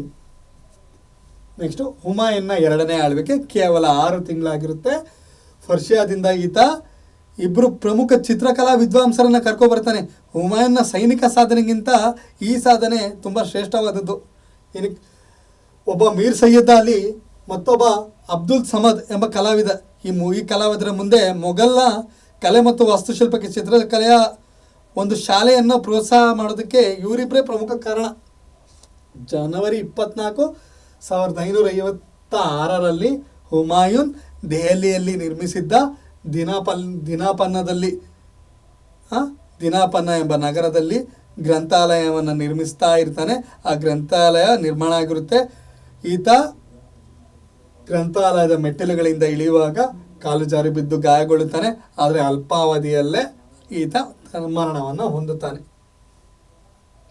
ನೋಡಿ, ಈ ಹುಮಾಯೂನ್ನ ಸಮಾಧಿಯನ್ನು ಆತನ ಪತ್ನಿ ಹಮೀದಾ ಬಾನು ಬೇಗಂನ ಆದೇಶದ ಮೇರೆಗೆ ನಿರ್ಮಿಸಲಾಯಿತು. ಇದು ಭಾರತದಲ್ಲಿ ನಿರ್ಮಿಸಲಾದ ಉದ್ಯಾನದ ಸಮಾಧಿಯಾಗಿದೆ. ಇದರ ಸುತ್ತಲೂ ಚಾರ್ಬಾಗ್ ಶೈಲಿಯ ಉದ್ಯಾನವನ್ನು ನಿರ್ಮಿಸಲಾಯಿತು. ಪರ್ಷಿಯನ್ ವಾಸ್ತುಶಿಲ್ಪದ ಇವಾನ್ ಮತ್ತು ದ್ವಿಗುಣ ಗುಮ್ಮಟವನ್ನು ಈ ವಾಸ್ತುಶಿಲ್ಪಕ್ಕೆ ನಾವು ಬಳಸಲಾಗಿದೆ. ಕೆಂಪು ಮರಳುಗಲ್ಲು ಮತ್ತು ಅಮೃತ ಶಿಲೆಯ ಬಳಕೆ ಈ ಕಟ್ಟಡಕ್ಕಾಗಿದೆ. ಹುಮಾಯೂನ್ನ ಕುರಿತು ಯಾವ ಇತಿಹಾಸಕಾರರು ಏನೇನು ಹೇಳಿದ್ದಾರೆ ಅಂತ ಸ್ಟೇಟ್ಮೆಂಟ್ಸ್. ಸ್ಟ್ಯಾನ್ಲಿ ಲೇನ್ಫುಲ್ ಹುಮಾಯೂನ್ ಜೀವನದ ಉದ್ದಕ್ಕೂ ಜಾರಿ ಬೀಳುತ್ತಾ ಹೋದ ಮತ್ತು ಜಾರಿ ಬಿದ್ದಿಯೇ ಸತ್ತ ಅಂತ ಸ್ಟೇಟ್ಮೆಂಟ್ ಕೊಡ್ತಾರೆ. ಡಾಕ್ಟರ್ VS ಸ್ಮಿತ್ ಹುಮಾಯೂನ್ ಶ್ರೇಷ್ಠ ಮನುಷ್ಯನಾಗಿದ್ದು ಆದರೆ ಅವನಲ್ಲಿ ಚಕ್ರವರ್ತಿಯ ದೃಢತೆ ಮತ್ತು ಜಾಣ್ಮೆ ಇರಲಿಲ್ಲ ಅಂತ ಹೇಳ್ತಾರೆ. ಈಶ್ವರಿ ಪ್ರಸಾದ್ ಹುಮಾಯೂನ್ ಬಾಬರಿನಿಂದ ದೊರೆತ ಸಮಸ್ಯೆಗಳಿಗೆ ರಾಶಿಗೆ ಬಲಿಯಾದನು ಅಂತ ಸ್ಟೇಟ್ಮೆಂಟ್ನ ಕೊಡ್ತಾರೆ. ಮುಂದೆ ಕಾನ್ಸೆಪ್ಟ್ ನಾವು ನೋಡಬೇಕಾಗಿರೋದು ಹುಮಾಯೂನ್ನ ಪ್ರಮುಖ ಪತ್ನಿಯರು. ಹಮೀದಾ ಬಾನು ಬೇಗಂ ಈತನ ಪ್ರಮುಖ ಪತ್ನಿಯಾಗಿದ್ದು ಅಕ್ಬರನ ತಾಯಿಯಾಗಿರ್ತಾರೆ. ಇವರಿಗೆ ಮರಿಯಂ ಮಕಾನಿ ಎಂಬ ಬಿರುದಿರುತ್ತೆ. ಬೇಗಾ ಬೇಗಂ ಮತ್ತೊಬ್ಬ ಪತ್ನಿ, ಈಕೆಯ ಬಿರುದು ಹಾಜಿ ಬೇಗಂ. ಹುಮಾಯೂನ್ನ ಮೊದಲ ಪತ್ನಿ ಈಕೆ ಯಾರು? ಬೇಗಾ ಬೇಗಂ. ಮತ್ತೊಂದು ಪತ್ನಿ ಮಹಾ ಚುಚಕ್ ಬೇಗಂ. ಹುಮಾಯೂನ್ನ ಮತ್ತೊಬ್ಬ ಮಗನಾದ ಮಿರ್ಜಾ ಮಹಮ್ಮದ್ ಹಕೀಮ್ನ ತಾಯಿ ಈಕೆ. ಗುಲ್ಬರ್ಗ್ ಬೇಗಂ ಹುಮಾಯೂನ್ನ ಪತ್ನಿ. ಮೈವಾ ಜಾನ್ ಹುಮಾಯೂನ್ನ ಪತ್ನಿ. ಖಾನಿಶಾಗಚ ಹುಮಾಯೂನ್ನ ಪತ್ನಿ. ಚಾಂದ್ ಬೀಬಿ ಹುಮಾಯೂನ್ನ ಪತ್ನಿ. ಶಾದ್ ಬೀಬಿ ಹುಮಾಯೂನ್ನ ಪತ್ನಿ. ಹುಮಾಯೂನ್ನ ಮಕ್ಕಳು, ಗಂಡು ಮಕ್ಕಳು ನೋಡುವ. ಅಕ್ಬರ್, ಮಿರ್ಜಾ ಮಹಮ್ಮದ್ ಹಕೀಮ್, ಅಲ್ ಅಮನ್ ಮಿರ್ಜಾ, ಇಬ್ರಾಹಿಂ ಸುಲ್ತಾನ್ ಮಿರ್ಜಾ, ಫಾರೂಕ್ ಫಾಲ್ ಮಿರ್ಜಾ, ಇವರು ಗಂಡು ಮಕ್ಕಳು. ಹೆಣ್ಮಕ್ಳು ಬಂದು ಬಕ್ಷಿ ಬಾನು ಬೇಗಂ, ಅಖೀಖಾ ಸುಲ್ತಾನ್ ಬೇಗಂ, ಬಖ್ತುನ್ ನಿಸಾ ಬೇಗಂ, ಜಹಾನ್ ಸುಲ್ತಾನ್ ಬೇಗಂ, ಸಕೀನಾ ಬಾನು ಬೇಗಂ, ಅಮೀನಾ ಬಾನು ಬೇಗಂ. ಇಷ್ಟು ಹೆಸರುಗಳನ್ನ ಏನಕ್ಕೆ ಮೆನ್ಷನ್ ಮಾಡಿದ್ದೀನಿ ಅಂದರೆ, ಈಗ ಪರೀಕ್ಷೆಯಲ್ಲಿ ರಿಪೀಟೆಡ್ ಕ್ವಶನ್ಸ್ನ ಯಾವುದು ಕೇಳೋದಿಲ್ಲ, ಫಿಲ್ಟರ್ ಮಾಡೋದಕ್ಕೋಸ್ಕರ ಇನ್ ಡೆಪ್ತ್ ಕ್ವಶನ್ನ ಕೇಳ್ಬೋದು. ಹಾಗಾಗಿ ಇಷ್ಟು ಹೆಸರುಗಳನ್ನ ನಾನು ಇಲ್ಲಿ ಬಳಸಿದ್ದೀನಿ. ನೆಕ್ಸ್ಟ್ ಬರೋದು ನಮಗೆ ಮಹಾನ್ ದೊರೆ, ಮೊಘಲರ ಮಹಾನ್ ದೊರೆ ಅಕ್ಬರ್.